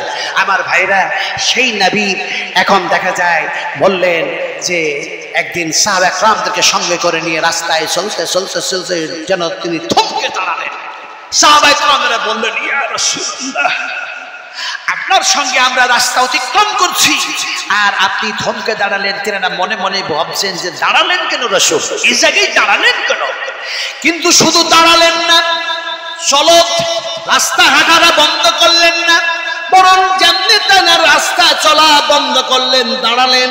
সেই জায়গায় দাঁড়ার সাথে সাথে তিনি ক্রন্দন শুরু করলেন, কান্না করতে লাগলেন। সাহাবা کرامরা কান্নার কারণ কিছুই বুঝছেন না। রাসূল আকরাম সাল্লাল্লাহু আলাইহি সাল্লামের চোখ দিয়ে যেন পানিগুলি যেন বয়ে বয়ে পড়ে, আর যেন দেখা যায় রাসূল যেন অনেকক্ষণ ধরে দাঁড়িয়ে দাঁড়িয়ে কান্না করার পর সেখান থেকে যেন আবার রওনা হচ্ছেন। সাহাবীরা কেউ জিজ্ঞেস করলেন, ইয়া রাসূলুল্লাহ, এই জায়গায় দাঁড়ালেন, অনেকক্ষণ ধরে আপনি কান্না করলেন। আল্লাহর হাবিব বললেন, আমি এখানে দাঁড়ালাম আর কান্না করলাম আল্লাহর দরবারে, যাকে কেন্দ্র করে কান্না করলাম, যে জায়গায় দাঁড়িয়ে দাঁড়িয়ে কাঁদতেছিলাম, এই জায়গাতে যিনি শুয়ে আছেন তিনি অন্য কেউ না, তিনি হলেন আমার মা আমেনা শুয়ে আছেন, তার কাছে দাঁড়িয়ে দাঁড়িয়ে কাঁদতেছিলাম। রাসূলের সেই দিন পদযাত্রা ছিল, উমরার হজে তিনি আসতেছিলেন, উমরা করার জন্য যেন আসতেছিলেন। সেই সময় সাহাবা کرام 1000 2000 নয়, 20,000-এরও বেশি সাহাবী নবীর সঙ্গে যেন উপস্থিত ছিলেন। সুবহানাল্লাহ বললেন না? একটু জোরে বলুন সুবহানাল্লাহ। সুবহানাল্লাহ যে পড়ছি এটা কি তাসবিহ? এটা তাসবিহ? তাসবিহ শুধু না, এটাও কোরআনের আয়াত। জোরে বলুন সুবহানাল্লাহ। যেমন কোরআনুল কারীমের মধ্যে এসেছে সুবহানাল্লাযী আসরা বিআবদিহি লাইলাম মিনাল মাসজিদিল হারাম। সেই পাক, আমি আল্লাহ পাক, আমি পবিত্র, আমার হাবিবকে রাতারাত আমি বিরাজ করায় দিলাম। সুবহানাল্লাহ। তাহলে সুবহানাল্লাহ পড়ছি এটা শুধু তাসবিহ না, এর সাথে সেটা হচ্ছে কোরআনের আয়াত। সুবহানাল্লাহ। যতবার বলবেন সুবহানাল্লাহ, কোরআন করবেন, আপনার আকীদা, আপনার সেন্স, আপনার নিয়ত, আপনার দিন, আপনার হৃদয় সবকিছু বলছে এটা কোরআনের আয়াত, আপনি নেকি পেয়ে গেলেন। সুবহানাল্লাহ। আমার ভাইরা, কথা বলতেছিলাম বিশ্বনবী মুহাম্মদ রাসূলুল্লাহ সাল্লাল্লাহু আলাইহি সাল্লামের উপরে কোরআন নাজিল হচ্ছে। এবার এতক্ষণ পর্যন্ত আপনাদের সামনে ভূমিকা রাখলাম, এবার ওয়াজ করব। তাহলে এতক্ষণ পর্যন্ত কি করলাম? এতক্ষণ পর্যন্ত পিচ তৈরি করলাম, পিচ, স্পিন বল, ফাস্ট বল, অনেক রকম বল খেলে না প্লেয়ারেরা। এতক্ষণ যা করলাম এটা পিচ তৈরি করলাম, কথা বুঝেন কিনা? তার মানে হৃদয়, দিল, অন্তর, সিনা, ঈমান যে মরিচা ধরে আছে, জং ধরে আছে, সেগুলিকে সাফ করা হলো। এবার আমার রাসূলের উপরে আল্লাহ পাক কোরআন নাযিল করলেন, সেই কোরআন থেকে আলোচনা শুরু করছি। আল্লাহ রাব্বুল আলামিন কোরআনের মধ্যে এক জায়গায় ঘোষণা করেন, আলা ইন্না লিল্লাহি মা ফিস সামাওয়াতি ওয়াল আরদ আলা ইন্না ওয়াদাল্লাহি হাক্কুন ওয়ালাকিন্না আকসারহুম লা ইয়ালামুন। পৃথিবীর মানুষকে আল্লাহ পাক যেন এই জায়গায় সতর্ক করতেছেন, সাবধান করতেছেন। সুবহানাল্লাহ। আল্লাহ পাক সতর্ক করছেন, সাবধান করছেন পৃথিবীর মানুষকে। এই জমিনটা হচ্ছে আমার, এই জমিনে তোমরা এলোবলি ভাবে চলাফেরা করবে না, তোমাদের মন মর্জি চলাফেরা করতে পারবে না। এই জমিন কার? আল্লাহ জোরে বলতে এত ভয় এদের লাগে। এই জমিন কার? আরো জোরে বলুন। এই জমিন যদি আল্লাহর হয়, আইন চলবে কার? নেতৃত্ব দিবে কারা? আল্লাহ নেতৃত্ব দেবে। আহা, আল্লাহ পাক বলছেন নেতৃত্ব কারা দেবে। কোনটা যে ওয়াজ করবো আজকে আপনাদের সামনে, কথা বুঝেন কি? আল্লাহ বলছেন ইন্নাল আরদা লিল্লাহি ইউরিসুহা মান ইয়াশাউ মিন ইবাদি ওয়াল আকিবাতু লিল মুত্তাকিন। সুবহানাল্লাহ। এই জমিনটা হচ্ছে আমার, নেতৃত্ব দিবে যারা, তারা হবে মুত্তাকিন, তারা হবে পরহেজগার, তারা হবে দিনদার, তারা হবে আল্লাহ ভীরু, তারা হবে সেই সমস্ত পরকালের বিশ্বাসী বান্দা বান্দি, তারা এই জমিনে নেতৃত্ব দিবে। নেতৃত্ব দিয়েছেন হযরত মূসা আলাইহিস সালাতু সালাম, হযরত ইউনূস আলাইহিস সালাতু সালাম, হযরত ইউসুফ আলাইহিস সালাতু সালাম, হযরত ইব্রাহিম আলাইহিস সালাতু সালাম, হযরত ইয়াকুব আলাইহিস সালাতু সালাম, হযরত ইয়াহইয়া আলাইহিস সালাতু সালাম, হযরত ঈসা আলাইহিস সালাতু সালাম, হযরত শীস আলাইহিস সালাতু সালাম, হযরত ইদ্রিস আলাইহিস সালাতু সালাম। এমনি করতে করতে সাইয়্যিদুল মুরসালিন খাতিমুন নবীন মুহাম্মদুর রাসূলুল্লাহ সাল্লাল্লাহু আলাইহি সাল্লাম নেতৃত্ব দিয়েছেন। সুবহানাল্লাহ। এখন নেতৃত্ব দিবে কে? আল্লামা রুহুল আমিন হুজুর তার নাই, কথা ঠিক না বেঠিক? উনি তো আর নাই। এখন দেখা যায় সাইফুদ্দিন হুজুর আসতেন, তিনারাও তো নাই। ফলে এখন এই যে আমাদের ভারতের মাটিতে না, গোটা পৃথিবীর জমিনে যে বিশ্ব নবীর ফ্যাক্টরি আছে, রাসূলের ফ্যাক্টরি আছে, সেটা হচ্ছে ইদারা, সেটা হচ্ছে মাদ্রাসা, সেটা হচ্ছে প্রতিষ্ঠান, সেটা হচ্ছে প্রতিষ্ঠান। সেখানে তৈরি হবে হাফেজ, সেখানে তৈরি হবে হাফেজা, সেখানে হবে আলেম, সেখানে তৈরি হবে আলেমা, সেখানে তৈরি হবে এমনি করে যেন দেখা যায় এমনি করে মুহাদ্দিসিন, মুহাদ্দিসা। আর তারাই জমিনে নেতৃত্ব দেবে কোরআন থেকে, আল্লাহর বাণী থেকে। আর পৃথিবীর মানুষ তারা যদি মেনে নেয়, ইহকালটাও কামিয়াব হবে, পরকালটাও তারা সাকসেসফুল হয়ে যাবে। জোরে বলুন সুবহানাল্লাহ, আরো বলুন সুবহানাল্লাহ। আলোচনা করছিলাম কি, যে জমিনটা কার, আপনারা একটু জোরে বলতে হবে, জমিনটা কার? আপনারা আমরা যদি উল্টা চলি, উল্টা কোরআনের উল্টা, নবীর উল্টা, নবীর উল্টা যদি চলি, কোরআনের উল্টা যদি চলি, তাহলে আমাদের কল্যাণ হবে। যে কথা বলেন কল্যাণ হবে? উল্টা ভাষা বুঝতে পারলাম কিনা আমি বিহারি মানুষ জানি না। উল্টা ভাষা বুঝেন তো কি উল্টা? উল্টার একটা ভালো বাংলা হচ্ছে বিপরীত। বিপরীতের ভালো বাংলা কি বলুন? খারাপ। খারাপটা বাংলা ভাষা আমার ভাইরা, আপনারা কি বুঝায়? বিপরীতের যেটা যেন দেখা যায় কথা হচ্ছে, সেটা হচ্ছে যেন বিশ্ব নবী মুহাম্মদ সাল্লাল্লাহু আলাইহি ওয়াসাল্লাম বুঝাচ্ছেন সাহাবা کرامদের সামনে, রাসূল বসে আছেন, যে একটা এমনি করে সোজা দাগ টানলেন, হাযা সিরাতুল মুস্তাকিম, সোজা দাগ টানলেন। অন্য কোন জায়গা থেকে আলোচনা করি না। ও পৃথিবীর ওলামারা, বুখারী শরীফ খুলুন আর দেখে নেন, আল্লাহর নবী একটা সোজা দাগ টানলেন, বললেন এটা হলো যেন সিধা, এটা যেন হলো সোজা। হাযা সিরাতুম মুস্তাকিম, কোরআনের মধ্যে এসেছে না, ইহদিনাস সিরাতাল মুস্তাকিম, হাযা সিরাতুম মুস্তাকিম। রাসূলুল্লাহ সাল্লাল্লাহু আলাইহি ওয়াসাল্লাম সিধা টানলেন, সোজা টানলেন, উল্টা না, টানা বেঁকা না, সিধা দাগ টানলেন আর বললেন হাযা সিরাতুল মুস্তাকিম। এই পথে যারা জীবন বাস্তবায়ন করবে, তাদের যেন দেখা যায় জীবন শুরু হলো সোজা দিয়ে, শেষ হবে যেন জান্নাতে গিয়ে। জোরে বলুন সুবহানাল্লাহ, আরো বলুন সুবহানাল্লাহ। এবার দেখা যায় ওই সোজা দাগের ডান দিকে বাম দিকে টেরা টেরা দাগ টানলেন আর বললেন এই পথগুলি হচ্ছে, এই দাগগুলি হচ্ছে টেরা বেঁকা, এটা হচ্ছে শয়তানি পথ। এই পথ দিয়ে যারা জীবন বাস্তবায়ন করবে, এদের শুরু হবে টেরা বেঁকা দিয়ে, উল্টা দিয়ে শুরু হবে, এদের থাকার জায়গা হবে জাহান্নামের মধ্যে। কথা বুঝতে পেরেছেন না পারেন নাই? আমরা উল্টা চলতে চাই না সিধা চলতে চাই? একটু জোরে বলতে হবে।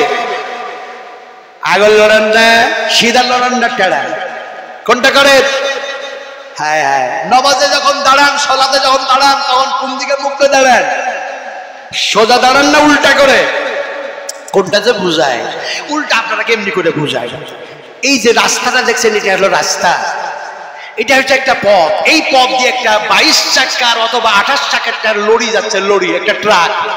এই ট্রাকটাকে ধরে আপনারা উল্টায় দেন, একেবারে উল্টায় দেন। বডিটা নিচু দিকে হয়ে গেল, চাকাটাও চৌদিকে হয়ে গেল, ইঞ্জিনটাও উপর দিকে হয়ে গেছে। গোটা পৃথিবীর সমস্ত ড্রাইভার গুলিকে একত্রিত করুন আর একত্রিত করে ড্রাইভারদেরকে বলুন, তোমাদের যা যোগ্যতা আছে, তোমাদের যা এক্সপিরিয়েন্স আছে, তোমাদের যা এমনি করে অভিজ্ঞতা আছে, সব লাগায় দাও, উল্টা গাড়িটাকে একটু চালাইয়া দেখায় দাও। তাহলে কি সেই ড্রাইভাররা উল্টা গাড়ি চালাতে পারবে? পারবে না তো? পারবে না তো? আল্লাহ পাক বলছেন, তোমরা যদি আমার নবীর উল্টা চলো, আমার রাসূলের উল্টা চলো, তাওহীদের উল্টা চলো, কোরআনের উল্টা চলো, আমি আল্লাহর দ্বীনের যদি উল্টা চলো, তাহলে আমি যেন তোমাদের উল্টায়া দেব। আল্লাহ পাক যেন কোরআনের মধ্যে বলে, এইরকম ভাবে যেন বর্ণনা করেন, আমি আল্লাহ যেন তোমাদেরকে যেন উল্টায়া দেব। তার মানে তোমাদের মুখমণ্ডলটা নিচু দিকে করে দেওয়া হবে, আর যেন তোমাদের পাগুলি ওপর দিকে করে দেওয়া হবে, আর যেন ওপর দিয়ে করে দিয়ে যেন তোমাদেরকে হাঁটাইয়া দেওয়া হবে, চালাইয়া দেওয়া হবে। তোমরা মুখের ওপরে ভর দিয়ে চলতে পারো নাই, সেই অভ্যাস তোমাদের নাই, কিন্তু আমি আল্লাহর ঠোঁটের ওপরে, মুখের ওপরে ভর দিয়ে তোমাদের হাঁটাইয়া দিব, চালাইয়া দিব। উম্মাহাতুল মুমিনিন মা আয়েশা সিদ্দিকা রাদিয়াল্লাহু তাআলা আনহা তিনি বলেন, ইয়া রাসূলুল্লাহ, ইয়া হাবিবাল্লাহ, নবীজি আপনি যে বলছেন এমনি করে যারা দুনিয়ায় উল্টা চলেছে, নবীর উল্টা চলেছে, কোরআনের উল্টা চলেছে, এই মানুষগুলিকে কিয়ামতের মাঠে আল্লাহ পাক উল্টায় দেবেন, আর যেন তারা কি মুখের উপরে ভর দিয়ে যেন হাঁটাবেন, চলাবেন। এটা কেমন? এমন সময় বিশ্ব নবী মুহাম্মদ সাল্লাল্লাহু আলাইহি ওয়াসাল্লাম যেন বললেন, হে আমার আজওয়াজে মুতাহারাতদের মধ্যে শোনো আমার, এমনি করে দেখা যায় আয়েশা তোমাকে বলি, কিয়ামতের মাঠে আল্লাহ পাক অবশ্যই যেন সেই বেআমালকারী মানুষগুলিকে মুখের উপরে ভর দিয়ে হাঁটায়া চালায়া জাহান্নামের মধ্যে যেন নিক্ষেপ করে দেবে। আমার ভাইরে কথাটা বলতেছিলেন যে আল্লাহ তিনি হচ্ছেন এই জমিনের মালিক। আল্লাহ সতর্ক করছেন, আলা আলা ইন্না লিল্লাহি মা ফিস সামাওয়াতি ওয়াল আরদ, আমি আল্লাহ এই জমিনের মালিক, সমস্ত সবকিছুরই মালিক। সতর্ক হয়ে যাও, সাবধান হয়ে যাও। তার মানে এগুলি তোমরা মেনে নাও। খবরদার আমি আল্লাহর বিরোধিতা করো না, আমার বিরোধিতা করো না, আমার রাসূলের বিরোধিতা করো না। তারপরে আল্লাহ পাক আবার বলছেন, আলা ইন্না ওয়াদাল্লাহি হাক্কুন ওয়ালাকিন আকসারুহুম লা ইয়ালামুন, খবরদার খবরদার খবরদার, এগুলি হচ্ছে আমি আল্লাহর কথা, এগুলি হচ্ছে আমি আল্লাহর ওয়াদা। আমি আল্লাহর ওয়াদা সত্য, আমি আল্লাহ বড়, আমার কথা বড়, আমার ওয়াদা বড়। ফলে সতর্ক করতেছি, সাবধান করতেছি। শুনতেছ না? তোমরা কি জানতেছ না? তোমরা কি বুঝতেছ না? যদি না বুঝতেছ, না শুনতেছ, তাহলে বুঝো আমি আল্লাহ বুঝাচ্ছি। আল্লাহ এরপরে বুঝাচ্ছেন, কি বলছেন জানেন? হুয়া, এই আয়াতগুলির পরে আল্লাহ পাক বলছেন, হুয়া ইহয়ী ওয়া ইউমীতু ওয়া ইলাইহি তুরজাউন। হুয়া ইহয়ী ওয়া ইউমীত, যদি তোমরা অস্বীকার করো এ জমিন আমার নয়, এ আকাশ আমার নয়, এ মুলকিয়াতগুলি আমার নয়, এ কথাগুলি সত্য নয়, এ ওয়াদা সত্য নয়, তাহলে এটা তো সত্য। হুয়া ইহয়ী ওয়া ইউমীত ওয়া ইলাইহি তুরজাউন, আমি আল্লাহ তোমাদেরকে মেরে দিব। জীবিত রেখেছি, মেরে দেওয়ার পরে মৃত্যু মুখে পতিত করার পরে আমার কাছে ফিরে আসতে হবে। এটা তো সত্য। পৃথিবীর কোন বাদশা বলবে এটা সত্য নয়, পৃথিবীর কোন প্রাইম মিনিস্টার বলবে এটা সত্য নয়, পৃথিবীর কোন রাজা বাদশা বলবে এটা সত্য নয় যে আমাকে মৃত্যুবরণ করতেই হবে, সে এক আল্লাহর কাছে ফিরে যেতে হবে। এটা কেউ অস্বীকার করতে পারবে? কতক্ষণ পারবে? যেহেতু পারবে না,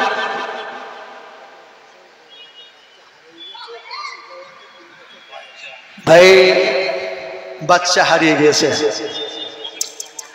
অফিসে জমা আছে, 3 বছরের একটা বাচ্চা, কোন মা কোন বোন কোন ভাই সঙ্গে করে নিয়ে এসছেন।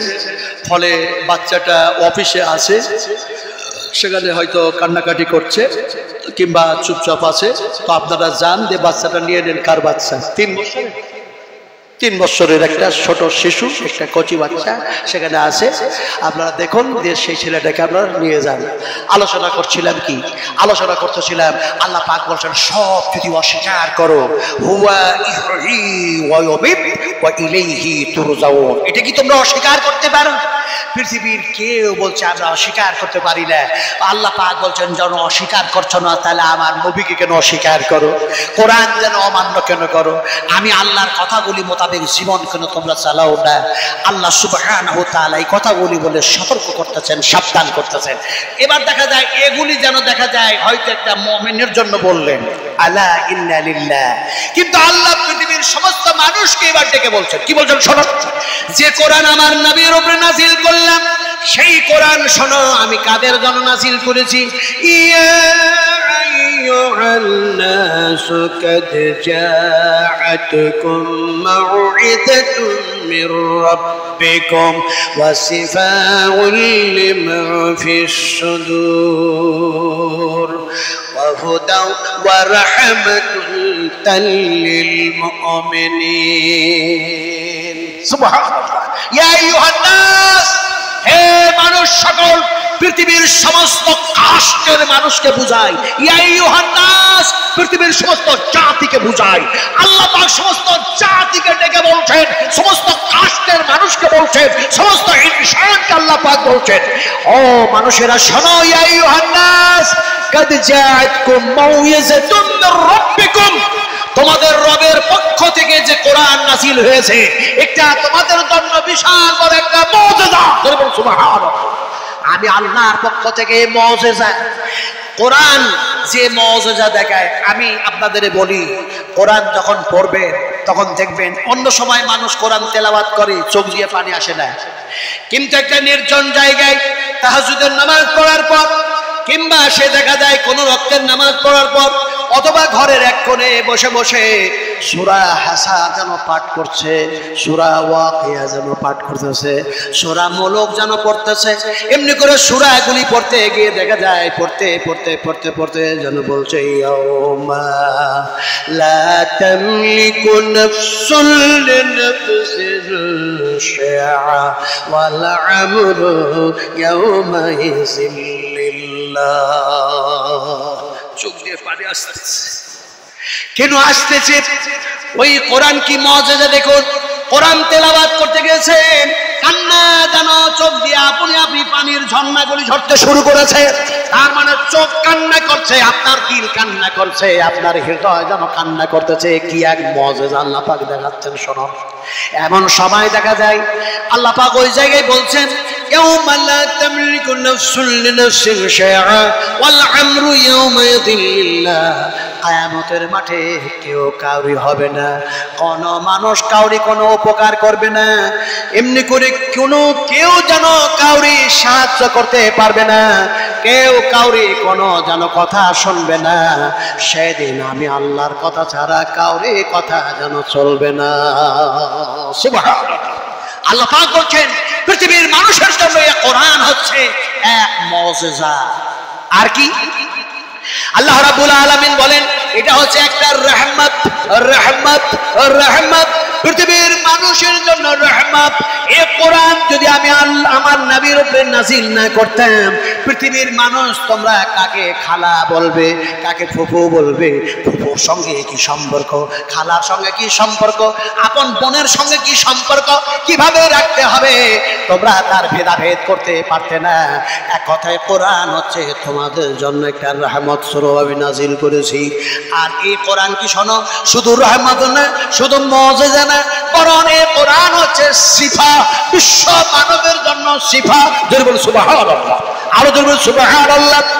যদি মন খারাপ হয়, স্বামী স্ত্রীতে ঝগড়া হয়েছে, পাড়া প্রতিবেশীর মানুষের সাথে ঝগড়া হয়েছে, মন যেন ভালো করে না, আল্লাহর কসম কে বলি, আপনি সুন্দর করে মিসওয়াক করলেন, সুন্দর করে উযু করলেন, মসজিদে চলে আসো, 2 রাকাত মসজিদে দাখিলেন, নামাজ পড়লেন, তারপরে দেখা যায় এমনি করে কোরআন টানলেন আর আপনি পড়তে শুরু করে দেন, আপনার ওই ভাইয়ের সাথে যা ঝগড়া হয়েছে, আপনার বোনের সাথে যা ঝগড়া হয়েছে, স্ত্রীর সঙ্গে যা কথা কাটাকাটি হয়েছে, মনের বেদনা, মনের ব্যথায় যে আপনি জর্জরিত হয়েছিলেন, আল্লাহ পাক বলছেন, সিফাউল লিমা ফিস সুদূর, তোমার সিনার ভিতরকার যত ব্যথা, এই যেন কোরআন যেন ভালো করে দেবে আমি আল্লাহর দয়া। সুবহানাল্লাহ। তোমার মনের ব্যথা, তোমার হৃদয়ের ব্যথা, আল্লাহ পাক বলছেন মা ফিস সুদূর, তোমার সিনার সমস্ত সবকিছু জন্য হলো শিফা। সুবহানাল্লাহ, আর জোরে সুবহানাল্লাহ। শুধু শিফা নয়, হুদাউ ওয়া হুদাউ ওয়া রাহমাতুল লিল মুমিনিন, এটা হচ্ছে একটা হিদায়াতের কিতাব। এই কোরআন হচ্ছে বিশ্ব মানবকে সঠিক পথ দেখাবে, সোজা পথ দেখাবে। এই মানুষকে দেখা যায় অন্ধকার পথ থেকে আলোকিত পথে যেন নিয়ে আসবে, ইহকালটাও তাদের মঙ্গল হবে, পরকালটাও যেন মঙ্গল হয়ে যাবে। এটা হচ্ছে হিদায়াতের একটি যেন কিতাব, বিশ্ব মানবের জন্য আমি আল্লাহ নাযিল করেছি। জোরে বলুন সুবহানাল্লাহ। হুদাউ ওয়া রাহমাতুল লিল মুমিনিন, আর মুমিনদের জন্য এটা হচ্ছে রহমত। এবার রহমত আপনাকে বুঝাই একটা ঘটনার মাধ্যমে। বিশ্ব নবী মুহাম্মদ রাসূলুল্লাহ সাল্লাল্লাহু আলাইহি সাল্লাম বসে আছেন, হযরত আবু বকর সিদ্দিক রাদিয়াল্লাহু তাআলা গিয়ে বলেন, আসসালামু আলাইকা ইয়া রাসূলুল্লাহ, নবীজি আপনার কাছে আসলাম, আল্লাহ নবী সালামের উত্তর দিলেন আর আবু বকরকে জিজ্ঞেস করলেন, আবু বকর অন্যদিন তোমার মনটা খুব যেন দেখা যায় এমনি করে আনন্দময়, কিন্তু আজকে তোমার এমনি করে উস্কো খুস্কো অবস্থা কেন? তোমার মনটা ভারী ভারী কেন? তোমার চোখগুলি লাল লাল কেন? মনে হচ্ছে ক্রন্দন করতেছো, কান্না ভাব যেন, এরকম অবস্থা কেন? এমন সময় হযরত আবু বকর সিদ্দিক কে বিশ্ব নবীজি এই কথা যেন বলতে আছেন, এর মধ্যে দেখা যায় হযরত ওমর রাদিয়াল্লাহু তাআলা আনহু তিনিও যেন চলে গিয়েছেন, গিয়ে যেন নবীকে বলেন, আসসালামু আলাইকা ইয়া রাসূলুল্লাহ। নবীজি সালামের উত্তর দিলেন, আর যেন বললেন, ওমর, এই ওমর, তুমি কি জানো না আমার আবু বকর সিদ্দিক এই যে সত্যবাদী, এই সিদ্দিক টাইটেল যে আমি নবী মুহাম্মদ সাল্লাল্লাহু আলাইহি ওয়াসাল্লাম দান করেছি। তুমি তো দেখা যায় অন্যান্য ব্যাপার, কিন্তু আমার আবু বকরকে আমি যখন যা বলেছি মাথা নত করে মেনে নিয়েছে। ফলে আমার আবু বকরের সঙ্গে তুমি কেন এরকম করেছো? এই কথাটুকু নবী জানলে বলেছে, সঙ্গে সঙ্গে হযরত আবু বকর বলছেন, বাস ইয়া রাসূলুল্লাহ, আমার ওমর ভাই কার কিছু বলেন না, এই কথা যেন আবু বকর সিদ্দিক বলতে আছেন। আর হযরত ওমর যেন ছুটে গেলেন আর হযরত আবু বকর সিদ্দিককে যেন জড়িয়ে ধরলেন। হযরত আবু বকর সিদ্দিক রাদিয়াল্লাহু তাআলা আনহুকে জড়িয়ে ধরে সিনায় যেন লাগাইলেন হযরত ওমর, আর হযরত আবু বকর নিজেও যেন সিনাইটাকে লাগিয়ে নিলেন, দিয়ে দুজনেই কান্না করতে লাগলেন। কান্না করতে করতে বললেন, আরে সামান্য একটা কথা নিয়ে কথা কাটাকাটি করতে গিয়ে, প্রতিবাদ করাকরি করতে গিয়ে, ইখতিলাফ করতে গিয়ে মতভেদ তৈরি হয়ে গিয়েছে।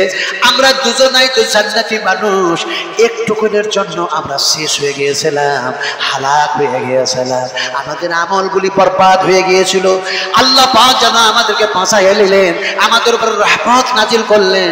বিশ্বনবী মুহাম্মদ রাসূলুল্লাহ সাল্লাল্লাহু আলাইহি ওয়াসাল্লাম বললেন, ওমর, আবু বকর, কোরআন হচ্ছে তোমাদের জন্য রহমত।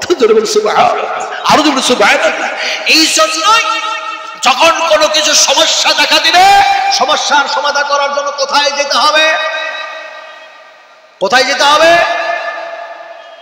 কি যে বলে, মসজিদে। হৃদয়কে যেন শান্তি দেওয়ার জন্য মসজিদে আসলেন, কিন্তু দেখা যায় সেই রহমত পাওয়ার জন্য আপনি যখন এমনি করে কোনো সমস্যার সমাধান করার জন্য যখন কোথাও যাবেন, সেটা মসজিদ নয়। আল্লাহ পাক বলছেন, ফাইল তানআযাতুম ফি শাইইন ফারুদ্দুহু ইলাল্লাহি ওয়ার রাসূল। আল্লাহ পাক যেন বলেন, ও আমার বান্দা বান্দিরা, ও পৃথিবীর মানুষেরা, তোমরা যখন কোনো সমস্যার সম্মুখীন হবে, সেই সময় তোমরা আল্লাহ এবং আল্লাহর রাসূলের সম্মুখীন হয়ে যাও। তার মানে কোরআন যা ফায়সালা দেয়, আমার নবী যা ফায়সালা দেয়, সেই ফায়সালা অনুযায়ী তোমরা যেন সমাধান করে নাও। সেই ফায়সালা যদি মেনে নাও, তাহলে তোমাদের সমস্যার সমাধান হয়ে যাবে। ফলে কোনো সমস্যা যদি দেখা যায়, সমস্যার সমাধান করার জন্য কোরআন আর নবীর কাছেই যাওয়া লাগবে। আরো সুবহানাল্লাহ। কথা বলতে বলতে বলতে আপনাদের সামনে আমার এমন একটা ঘটনা মনে পড়ে গেল। আল্লাহ পাক বলছেন পৃথিবীর মানুষকে, যে এই পৃথিবীর মানুষেরা এই কোরআন তো তোমাদের জন্য নাজিল করলাম, কিন্তু শোনো, তোমরা সংখ্যায় কম ছিলে। ও নবী, তুমি তো সংখ্যায় কম ছিলে। আল্লাহর হাবিব যখন এই জমিনে মাবুস হলেন, যে ঘরটাতে তিনার জন্ম হয়েছিল, সেই ঘরটা আপনারা তো দেখেছেন না দেখেন নাই ভাই? ওই ঘরটা দেখেছেন না দেখেন নাই? রাসূলের যে ঘরে জন্ম হয়েছিল, ওই ঘরে গেছেন তো নাকি?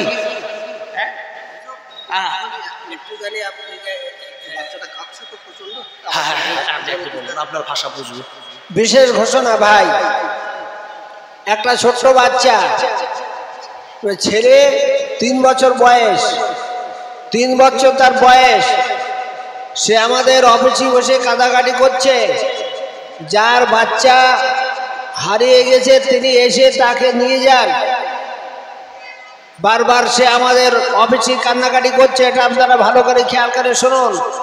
যার বাচ্চা হারিয়ে গেছে তিনি অফিসে এসে সেই বাচ্চাটা নিয়ে যান। বয়স তার 3 বছর বয়স।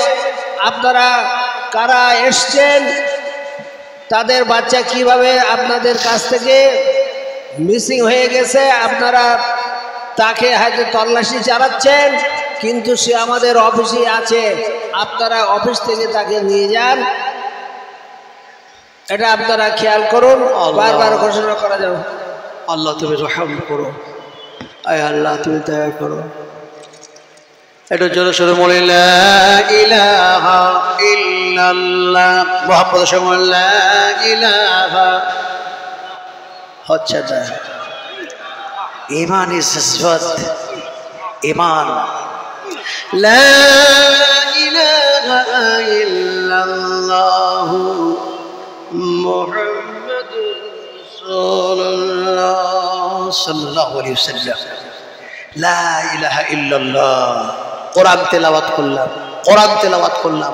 আমার নবী, আমার নবী, আমাদের নবী, আমাদের রাসূল আসহাবে সুফফা, আসহাবে সুফফা, আসহাবে সুফফা। হ্যাঁ, আসহাবে সুফফারা যে জায়গায় থাকে, সেই মসজিদে যদি যান, সেই জায়গায় যখন যাবেন, তখন মনে হবে আসো, মনে হচ্ছে সাহাবীরা কোরআন বসে বসে পড়ছে। যেন বলে সুবহানাল্লাহ, আরো তো বলে সুবহানাল্লাহ।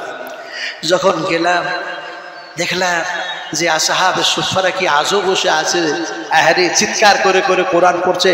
সেখানে গেলাম, যেন দেখা যায় একটু বসে কোরআন তেলাওয়াত করলাম। যেহেতু সেই জায়গায়, সেই মসজিদে বসে বসে, কি সুন্দর এখন সেটা মসজিদে পরিণত হয়ে গেছে, কি সুন্দর জায়গা হয়ে গেছে। কথা বলতেছিলাম যে কোরআন তেলাওয়াত করলাম, শুধু জিকির নয়, জিকির যেমন তেমনি করে কোরআন, এটা আল্লাহ পাকের কালাম। লা ইলাহা ইল্লা হুয়া ইলাইহিল মাসির। এক আল্লাহ ছাড়া কেউ মাবুদ নেই, এক আল্লাহ ছাড়া কোনো ইলাহ নেই, এক আল্লাহ ছাড়া কোনো স্রষ্টা নাই। সমস্ত সৃষ্টির কর্তা যিনি, তিনি হচ্ছেন একজন আল্লাহ। আমরা বলি লা ইলাহা ইল্লাল্লাহ, এটা জোরে বলুন, লা ইলাহা ইল্লাল্লাহ। সেই আল্লাহ পাকের কথা আমি বলতেছিলাম আপনাদেরকে। কোরআনের এক জায়গায় বলা হচ্ছে, কি বলা হচ্ছে?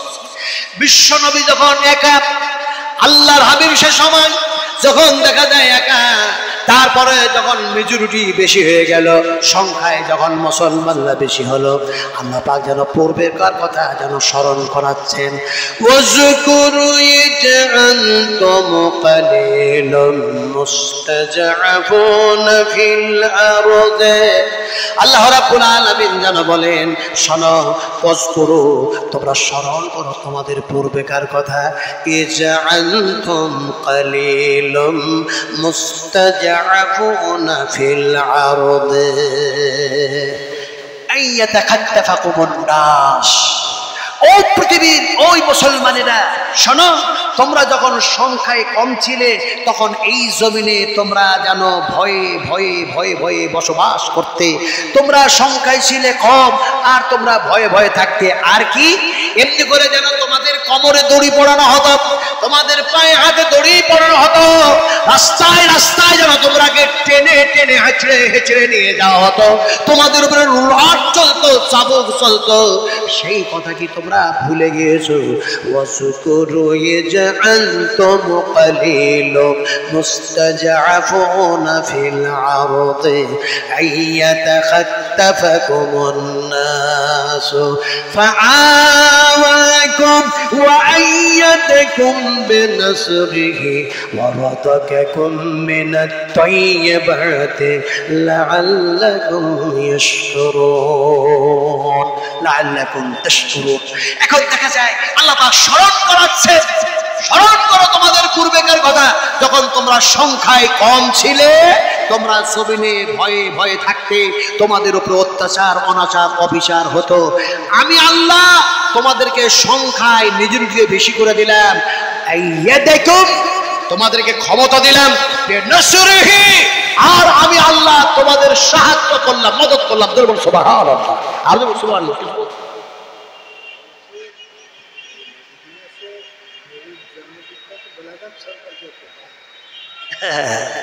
তো কথা বলতেছিলেন, আল্লাহ সুবহানাহু ওয়া তাআলা স্মরণ করাচ্ছেন, স্মরণ করো তোমাদের পূর্বেকার কথা।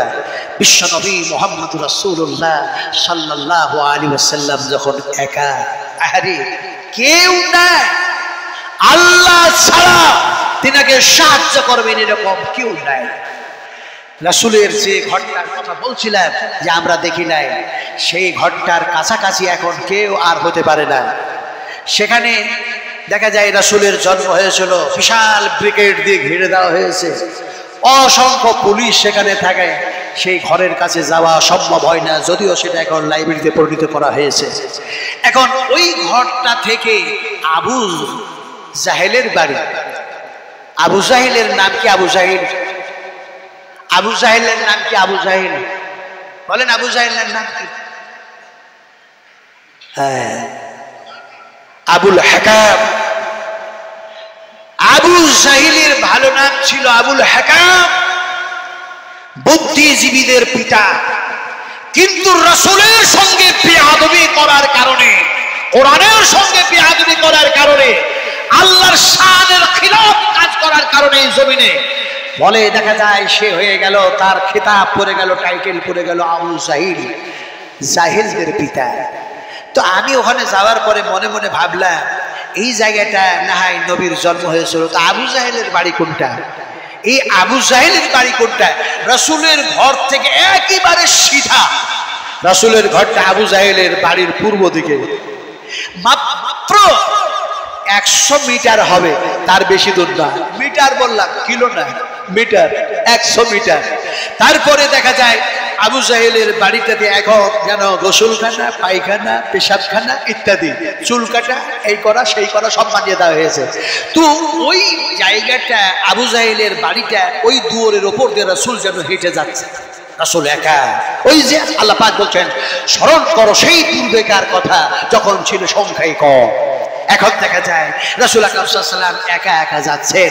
আবু জাহিলের মতো লোক, তার সঙ্গপঙ্গরা সেই জায়গায় বসে আছে, রাসূলের সঙ্গে বিদ্রোহ করতেছে, ঠাট্টা করতেছে, ইস্তাহজিউন, আল্লাহর সঙ্গে নবীর সঙ্গে ফসাদ করতেছে। রাসূল কিছু বলছেন না। সুবহানাল্লাহ, সুবহানাল্লাহ। রাসূল কোন পর্যায়, কত উঁচু লেভেলের, কত যেন দেখা যায় উঁচু পর্যায়ের, কোন উঁচু দরজার তিনি সম্মান কেন লাভ করেছেন, আল্লাহ পাক তাকে সেই সম্মান দান করেছেন। রাসূল আকরাম সাল্লাল্লাহু আলাইহি ওয়াসাল্লাম একা একা যাচ্ছেন। কোথায় যাচ্ছেন? সেই জায়গায় যাচ্ছেন ওই আবু জাহেলের গেটের সামনে দিয়ে। আপনার দেখা যায় এমন যেন একখানা ঘর, যেটাকে যেন বলা হয় বাইতুল্লাহ, কাবা যেন বলা হয়, কাবার যেন সেই সামনে চলে গিয়েছেন রাসূল আকরাম সাল্লাল্লাহু আলাইহি ওয়াসাল্লাম। সেই জায়গায় গিয়ে দেখা যায় কাবার ছায়ায় যেন বসে বসে বসে বসে না, তিনি সেখানে দেখা যায় সালাত যেন আদায় করতেছেন, নামাজ আদায় করতেছেন। আরে আমি যখন ওখানে গেলাম তখন বললাম তাহলে রাসূল তো এইটা দিয়ে হেঁটে গিয়েছেন, এখন ওপর করা হয়েছে, তার ওপর করা হয়েছে, আমি নিচু দিয়ে যাওয়ার চেষ্টা করলাম, একবারে গেট দিয়ে একেবারে কাবার কাছে গিয়ে পৌঁছালাম। আল্লাহর কসমকে বলি, আমার ইচ্ছা ছিল, আল্লাহ সব আশা পূর্ণ করেছেন, আমার কেন ইচ্ছা ছিল যদি মুলতাজামের গেটে যদি হাতটা রাখতে পাওয়া যায়, মারাত্মক সেখানে ভিড় হয়, হাজরা আসওয়াদে তো ভিড় হয়, কিন্তু মুলতাজামের গেট, হাতিম হাতিম হাতিম গ্লাব, আল্লাহর কাবা ঘরের গ্লাব হাতিম, সেই যেন দেখা যায় সেই গেট, মুলতাজামের গেট, সেই চোকাটে দুইখানা হাত রাখার সুযোগ আল্লাহ পাক করে দিলেন। সেইখানে হাত দিলাম, নবীর যেন কথা মনে পড়ে গেল, আয় আল্লাহ তুমি তো সেই আলা থেকে আলা মাকামে নবীকে পৌঁছে দিয়েছো, যে আমার রাসূল এই গেটের উপরে, এই চোকাটের উপরে দাঁড়িয়ে দাঁড়িয়ে তিনি ওয়াজ করেছেন। হে আল্লাহ, সেই চোকাটে তো হাত দেওয়ার তুমি নসিবটা করে দিয়েছো, আজকে খুব খুশি হলেন। আল্লাহর হাবিব ওই চোকাটের উপরে শুধু যেন দাঁড়িয়ে ওয়াজ করলেন না, রাসূল আকরাম সাল্লাল্লাহু আলাইহি ওয়াসাল্লাম যখন ওই জায়গায় পৌঁছালেন, এমন সময় দেখা যায় গেটটা খুলে দেওয়া হলো, ঘরের মধ্যে ঢুকলেন, ভিতরে যেন প্রবেশ করলেন। চারটি যেন কোণ আছে, ওই কোণে 2 রাকাত, এই কোণে 2 রাকাত, এই কোণে 2 রাকাত, এই কোণে 2 রাকাত, যেন এমনি এমনি করে দেখা যায় 8 রাকাত অথবা 6 রাকাত। হযরত বেলাল রাদিয়াল্লাহু তাআলা তিনি বলেন যে এমনি করে দেখা যায় যেন 6 রাকাত না 2 রাকাত নামাজ যেন আদায় করলেন নবীজির সঙ্গে ওই ঘরের মধ্যে। তারপরে দেখা যায় বিশ্বনবী মুহাম্মদুর রাসূলুল্লাহ সাল্লাল্লাহু আলাইহি সাল্লাম ওই মুলতাজামের গেটের সামনে এসে দাঁড়ালেন, আর দুই দিকে 2টা নবীজি হাত রাখলেন। আল্লাহর হাবিব দুইখানি হাত রাখার পরে একটি যেন ডান হাত যেন সরাইলেন আর বললেন, শোনো তোমরা যারা আবু সুফিয়ানের বাড়িতে এমনি করে যারা আশ্রয় নেবে তারা যেন নিরাপত্তা পেয়ে যাবে। ও মুশরিক কাফেরেরা শোনো, এমনি করে বাইতুল হারাম কাবা শরীফের মধ্যে যারা আশ্রয় নিয়ে নেবে তারাকে যেন নিরাপত্তা দেওয়া হবে। বিশ্বনবী মুহাম্মদ সাল্লাল্লাহু আলাইহি সাল্লাম এই কথা ঘোষণা করার সাথে সাথে তিনি যে রাহমাতুল লিল আলামিন দয়ার নবীর রহমতের নবী, আলা থেকে আলা মাকামে উঁচু সম্মানের ব্যক্তি, তাই যেন নবী যেন সে সময় বললেন, শোনো আমার আল্লাহ যেন ক্ষমাশীল, আমি মুহাম্মদ সাল্লাল্লাহু আলাইহি সাল্লামের সঙ্গে তোমরা যা কিছু দুর্ব্যবহার করেছো আমি রাসূলুল্লাহ যেন তোমাদেরকে মাফ করে দিলাম। ওয়া মা আরসালনাকা ইল্লা রাহমাতান লিল আলামিন। সুবহানাল্লাহ। তো কথাটা বলতেছিলাম আপনাদেরকে, আজও যেন সেই চোকার, আজও যেন সেই মুলতাজাম, আজও যেন সেই হাতিম, আজও যেন সেই গেট যেন আছে। আল্লাহ পাক স্মরণ করাচ্ছেন, তোমরা সেই পূর্বেকার কথাগুলি স্মরণ করো, তোমরা সেই পূর্বেকার কথা স্মরণ করো। আমি আল্লাহ তোমাদেরকে সেই জায়গা থেকে কোন জায়গায় নিয়ে গেছি। আমার কানে কানে বলছিলেন বিশ্বনবী মুহাম্মদ সাল্লাল্লাহু আলাইহি সাল্লামকে আল্লাহ পাক এই আলা থেকে আলা কোন জায়গায় নিয়ে গেলেন, এইরকম একটু যদি আলোচনা করতেন। আমার আলোচনাটা তাই আছে, কিন্তু একটু আলোচনা করতে দেরি হচ্ছে, আমি সব মধ্যখানে বাদ দিয়ে দিচ্ছি। এবার বিশ্বনবী মুহাম্মদ সাল্লাল্লাহু আলাইহি সাল্লামকে নিয়ে যাওয়া হলো একেবারে আলা থেকে আলা জায়গায়। সিদরাতুল মুনতাহা কোথায় আছে বলুন, বলেন কোথায় আছে? আহা, কাবা ঘর কোথায় আছে? কাবা ঘর কোথায় আছে? গোটা পৃথিবীর মিডিল, গোটা পৃথিবীর মধ্যস্থল জায়গা যেটা, সেটা হচ্ছে কাবা বাইতুল্লাহ। আর সেই কাবার সামনে আসমানে যেন আর একখানা জায়গা আছে, সেই জায়গাটার নাম হচ্ছে কি বাইতুল যেন মামুর। সেটাকে যেন দেখা যায় এইখানে আমরা তপ করতেছি, সেই জায়গায় ফেরেশতারা যেন এমনি করে সালাত আদায় করতেছে। এখন বাইতুল মামুরের সামনাসামনি আর একখানা জায়গা আছে, সেই জায়গাটার নাম হলো সিদরাতুল মুনতাহা। আর যেন তার সামনাসামনি আর একখানা জায়গা আছে, সেই জায়গাটার নাম হলো যেন আরশ, যেন আল্লাহ সুবহানাহু ওয়া তাআলার যেন সেই জায়গায় যেন আরোহণ করার জায়গা। সুবহানাল্লাহ। এখন দেখা যায় বিশ্বনবী মুহাম্মদ সাল্লাল্লাহু আলাইহি সাল্লাম সেই জায়গা পর্যন্ত পৌঁছতে পারেন কিনা? সুবহানাল্লাহ। রাসূল আকরাম সাল্লাল্লাহু আলাইহি সাল্লাম কি হযরত জিবরিলকে দিয়ে আল্লাহ পাক সেই জায়গায় নিয়ে গেলেন। এখন প্রথম আকাশে যাওয়ার আগে নিয়ে যাওয়া হলো বাইতুল যেন দেখা যায় এমনি করে বাইতুল আকসা, যে বাইতুল আকসা জেরুজালেমে সেখানে আছে। আর সেখানকার মানুষেরা আজকে নিজের কবজায় রেখেছে।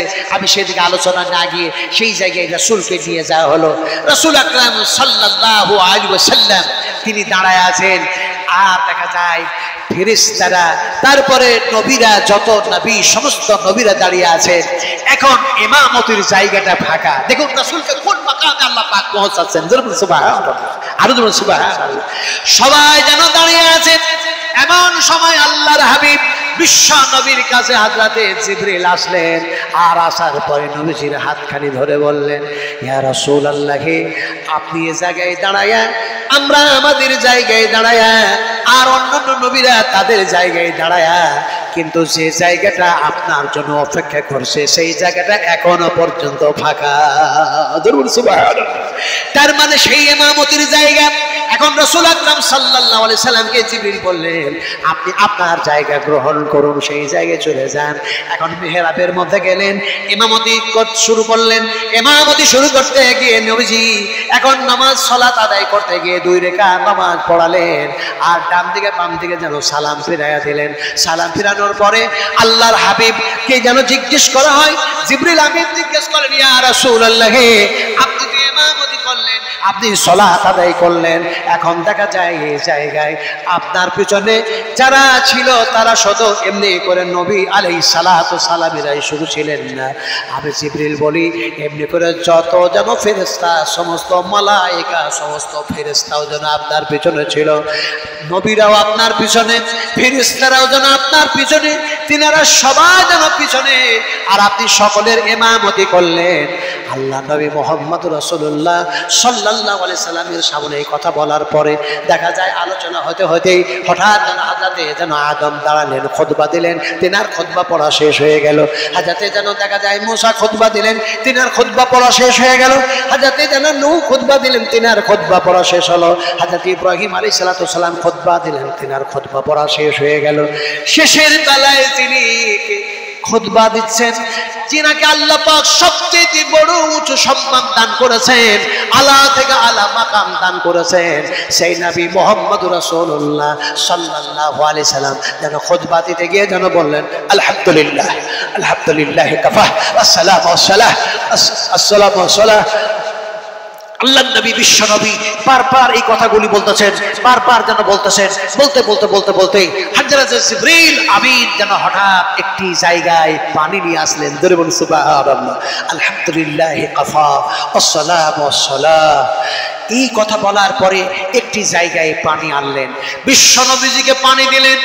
পানির জায়গাটা নবীজি নিলেন, মুখটাকে সুন্দর করে যেন ধুলেন, মুখের মধ্যে পানি ভরলেন। পানি ভরার পরে দেখা যায় কিছু পানি যেন এগাল ওগাল করলেন, আর যেন সেই পানিটা যেন পান করে নিলেন। তারপরে নবীর কাছে একটি যেন পাত্রে যেন দুধ আনা হলো, দুধটা যেন বিশ্ব নবী মুহাম্মদ রাসূলুল্লাহ সাল্লাল্লাহু আলাইহি ওয়াসাল্লাম পান করলেন। দুধ পান করার পরে পানি পান করার পরে হযরত জিবরিল যেন শরাব যেন নিয়ে আসলেন। আল্লাহর হাবিব বললেন, হে আমার রফিক, হে আমার দোস্ত জিবরিল, পানি পান করেছি আর যেন দুধ পান করেছি, আর এগুলি পান করার পরে আমার যেন খিদা নিবারণ হয়েছে, পিপাসা দূর হয়ে গেছে, ফলে আমি ওইটা আর পান করতে পারবো না। জিবরিল আমিন বললেন, আপনি তো সেই মাকাম, সেই আলা, সেই দরজা, সেই যেন সম্মান পেয়েছেন, আল্লাহ পাক সেই জায়গায় আপনাকে পৌঁছে দিয়েছেন। হে আমার রাসূল নবীজি, আপনি পানি পান করেছেন, দুধ পান করেছেন, খিদা দূর হয়ে গিয়েছে, পিপাসা মুক্ত হয়েছে, কিন্তু যদি এই শরাবটাও আপনি পান করে নিতেন আজকে, এই শরাবটাও যদি পান করে নিতেন আজকে, তাহলে পরে যেন দেখা যায় আপনার উম্মতের সংখ্যা কম হয়ে যেত। তাই শুধু না, বরং আপনাকে মাননেওয়ালাও যেন কম হয়ে যেত। আপনি যখন আজকে এই মদ পান করলেন না, এই শরাবটা যখন পান করলেন না, এই খাদ্য যখন পান করলেন না, আল্লাহ পাক আপনার উম্মতের জন্য, আল্লাহ তার বান্দা বান্দির জন্য কিয়ামত আসা পূর্ব পর্যন্ত तमाम বান্দা বান্দীদের জন্য এই মদ এই শরাব আল্লাহ পাক হারাম করে দিলেন। ও রাসূল, আপনি আপনার জন্য সেটা যখন জায়েজ করলেন না, বৈধ করলেন না, আপনি পান করলেন না, আল্লাহ পাক বিশ্ব মানবের জন্য এটাকে হারাম করে দিলেন। আপনারা বলুন, মদ হারাম না হালাল? কথা জোরে বলে না। আজকে আমাদের ঈমানকে নষ্ট করার জন্য, বিশ্ব নবীর সঙ্গে যে মহব্বত, সেই মহব্বতকে ছিন্ন বিচ্ছিন্ন করার জন্য আজকে যারা কোরআনের শত্রু, যারা ইসলামের শত্রু, তারা আজকে যেন দেখা যায় ঈমান নষ্ট করার জন্য মদের লাইসেন্স দিয়ে মদ মানুষকে পান করাবার জন্য মদের কারখানা শুধু তৈরি হয় নাই, আজকে গলিতে গলিতে এখানে সেখানে মদের দোকান খোলার লাইসেন্স দিচ্ছে না। দিচ্ছে না? বলুন, দিচ্ছে না? দিচ্ছে না? আমি আপনাকে এই কথাটা বুঝতে পারছি না। ঈমান নষ্ট করার জন্য, নবীর সাথে সম্পর্ক নষ্ট করার জন্য আমাদের হাতে তুলে দিয়েছে মোবাইল, আর মানুষকে বলছে রাসূলুল্লাহ মোবাইল সম্পর্কে কিছু বলেছেন না বলেন নাই? বলেন, বলেছেন না বলেন নাই? আপনাদের হাদিস জানা নাই? শোনেন, আমি বলি, বিশ্ব নবী মুহাম্মদ সাল্লাল্লাহু আলাইহি ওয়াসাল্লাম বলছেন, শোনো আমার সাহাবীরা, এমন এক যুগ আর জামানা আসবে, সেই জামানায় 70,000 ইহুদি দাজ্জালে পরিণত হবে। এখন ইহুদিরা কি দাজ্জাল হবে? তার মানে কি দাজ্জালি যে চক্রান্ত, তারা সেগুলি যেন ছক তৈরি শুধু করবে না, সেই সমস্ত যন্ত্র আবিষ্কার করে মানুষের হাতে তুলে তুলে দিবে, তাদের ঈমান চলে যাবে, ওই যন্ত্রের ওপরে ঈমান চলে যাবে, নবীর ওপরে ঈমান থাকবে না, এমনি করে কোরআনের প্রতি ঈমান থাকবে না, এক আল্লাহর প্রতি বিশ্বাস থাকবে না। মুখে শুধু বলবে নবীকে মহব্বত করি, নবী তো সেই সম্মান, নবীর তো সেই মাকাম, সেই নবীর তো আলা থেকে আলা দরজা, কিন্তু সেই নবীর কথা মুখে শুধু বলবে, হৃদয়ে তাদের সেই মহব্বত থাকবে না। আল্লাহ রসুল বলছেন তাদের ঈমান চলে যাবে, মহব্বত হয়ে যাবে, ভালোবাসা হয়ে যাবে ওই ইহুদিদের তৈরি করা যন্ত্রের ওপরে। আজকে পৃথিবীর মানুষ, সে ডাক্তার হোক, হাফেজ হোক,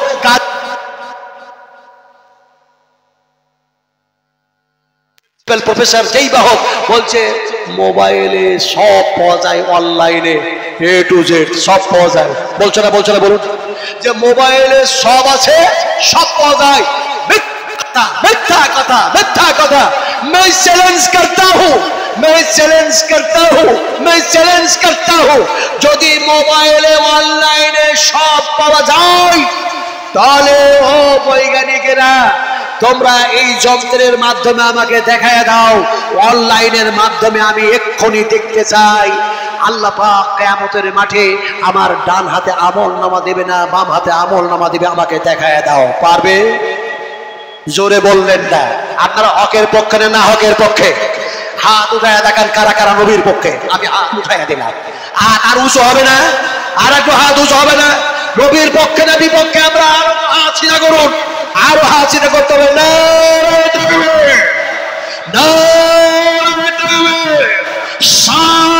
ইসলাম, ইসলাম, কোরআনের আলো। হাত নিচু করুন। হাতে উঠালে এই হাত কথা বলবে না বলবে না? বলবে না বলবে না? হাত কাল্লা বলবেন তুমি হাত উঁচু করেছিলে কার পক্ষে? হাত বলবে ইয়া রাব্বাল আলামিন, আমার রাসূলের পক্ষে আমি হাত উঁচু হতে পারি নাই, তুমি যেন উঁচু করে দিয়েছিলে, তাই আমি হাত যেন আমি তোমার গোলামি করতে গিয়ে নবীর পক্ষে হাত উঁচু হয়ে গিয়েছিলাম। আলিয়াউমা নাকতিমু আলা আফওয়াহিহিম ওয়া তুকাল্লিমুনা আইদিহিম ওয়া তাশহাদু আরজুলুহুম বিমা কানু ইয়াকসিবুন। সুবহানাল্লাহ। হাত উঁচু করেছে নবীর পক্ষে। এখন এই ডান হাতে আমলনামা আসবে না বাম হাতে আমলনামা আসবে, এই মোবাইলে অনলাইনে কি দেখতে পাওয়া যাবে? যেহেতু পাওয়া যাবে না, সেহেতু নবী বললেন এমন এক জামানা আসবে নবীর প্রতি তারা বিশ্বাস ঈমান তারা হারিয়ে ফেলবে, কোরআন থেকে তারা দূরে সরে যাবে, আর দাজ্জাল মার্কা ইহুদিদের সেই যন্ত্রের ওপরে তাদের ঈমান এসে যাবে। আজকে সেটাই হয়ে গেছে। কথা বলতেছিলাম আমার সোনার টুরেরা রাসূল আকরাম সাল্লাল্লাহু আলাইহি ওয়াসাল্লাম। এখন দেখা যায় তিনি কোথায় কোথায় আছেন বলেন? কোথায়? এই মদিনায়, বাইতুল আকসায়। কথা বোঝেন না? ওই যে ওই জায়গায় মধ্য দেখা আনা হলো, দুধ পান করানো হলো, পানি পান করা, শুধু মদিনায়। কথা বুঝেন কিনা? ওয়াজ হচ্ছে আর মাথা চলে গেছে আর এক জায়গায়। কথা বুঝেন কি? আমার ভাইরা, আমার সুনাটুরা, নবী যাচ্ছেন কোথায়? আমাকে তো কানে কানে বললেন নবীর সম্মানটা কোথায়? বালাগাল উলা বিকামালিহি কাসাফাত তুজা বিজামালিহি। কথা বুঝেন না? এখন কোনটা দিয়ে আপনাদের বোঝায়? এখন দেখা যায় রাসূল আকরাম সাল্লাল্লাহু আলাইহি ওয়াসাল্লাম সেখানে ইমামতি হয়ে গেল, বক্তৃতা শেষ। এখন দেখা যায় নবী বললেন এটা আর পান করবো না, পৃথিবীর মানুষের জন্য মদকে হারাম করে দেওয়া হলো। এখন রাসূল আকরাম সাল্লাল্লাহু আলাইহি সাল্লামকে নিয়ে চলতে শুরু করলেন। প্রথম আকাশ, দ্বিতীয় আকাশ, তৃতীয় আকাশ, চতুর্থ আকাশ, এই করতে করতে এমন একটি জায়গায় পৌঁছে গেলেন যে জায়গায় সবুজ রঙের যেন ঝান্ডা, সবুজ রঙের যেন পতাকা নিয়ে যেন দেখা যায় দাঁড়ায় আছেন একজন ফেরেশতা। সেই ফেরেশতা এমন এক কেটে দাঁড়ায় আছেন, তার হাতে যেন সবুজ রঙের একটা ঝান্ডা আছে, পতাকা আছে। এমন সময় তিনি ওয়েলকাম করছেন, অভিনন্দন জানাচ্ছেন, আহলান সাহলান মারহাবা ইয়া রাসূলুল্লাহ ইয়া হাবিবাল্লাহ। হে আমার রাসূল, আপনি আসুন, আপনি আসুন, আপনি আসুন। এমন সময় দেখা যায় জিবরিল ফেরেশতা থমকে দাঁড়ালেন। বিশ্বনবী মুহাম্মদ সাল্লাল্লাহু আলাইহি ওয়াসাল্লাম যেন এগিয়ে যাচ্ছেন, যখন ওই গেটের কাছে পৌঁছে গিয়েছেন, আরে সেই জায়গায় যেন ফেরেশতারা নবীর প্রতি যেন দরুদ পাঠ করতেছে, দরুদ যেন পাঠ করতেছে। এমন সময় যেন তিনি যেন পর্দার মধ্যে, সেই যেন হিজাবের মধ্যে যেন প্রবেশ করে গেলেন। আল্লাহ নবী সাহাবীদের সামনে বয়ান করেছেন করেছেন, আবু বকর সিদ্দিকের সামনে বয়ান করেছেন। আমি যখন সেই হিসাবের মধ্যে, সেই পর্দার মধ্যে যখন ঢুকে পড়লাম, তখন পৃথিবীর যত এমনি করে যা কিছু আছে সেই সমস্ত থেকে আমার যেন কান থেকে, আমার কাছ থেকে যেন সম্পর্ক ছিন্ন বিচ্ছিন্ন হয়ে গেল। এমন সময় ফেরেশতাদের আর কোনো যেন জিবরিলের কোনো আওয়াজ পাওয়া যায় না। তারপরে এমনি করে আর কোনো কিছুই শব্দ যেন কানের মধ্যে পৌঁছাচ্ছে না।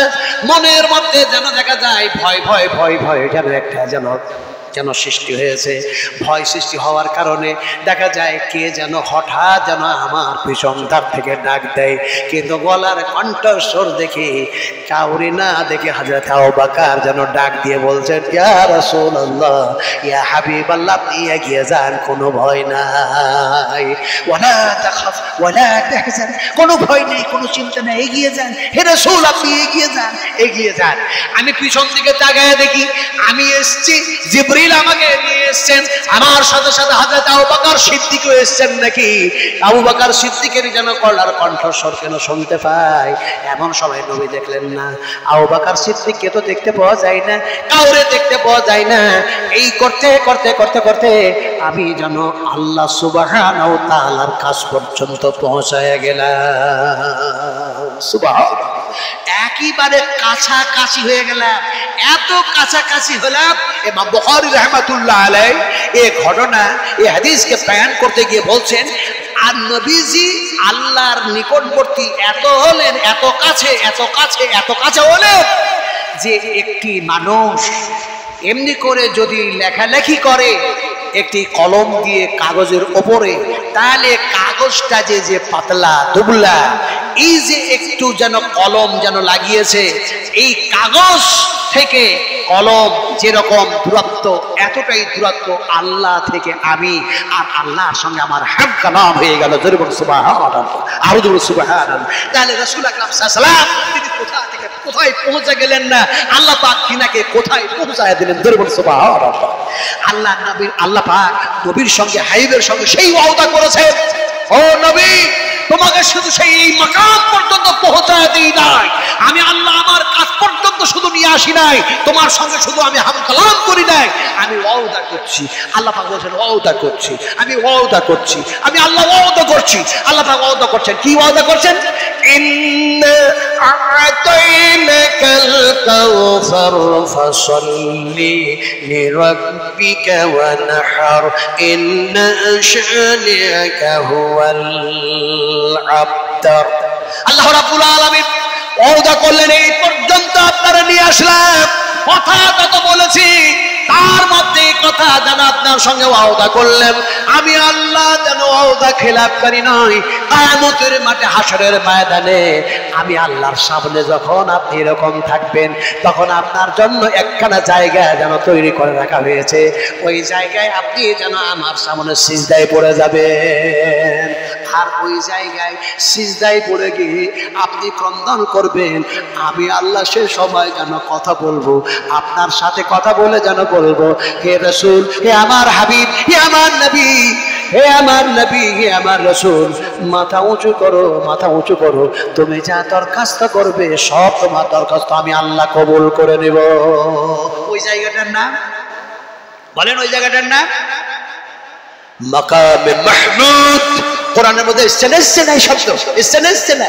আবার ভাইরা, আল্লাহ পাক ওয়াদা করলেন, এবার যেন আল্লাহর সঙ্গে ওয়াদা কর, আল্লাহ যেন ওয়াদা করলেন নবীর সঙ্গে যে তোমাকে হজে কাউসার দান করব। ফলে কি করো?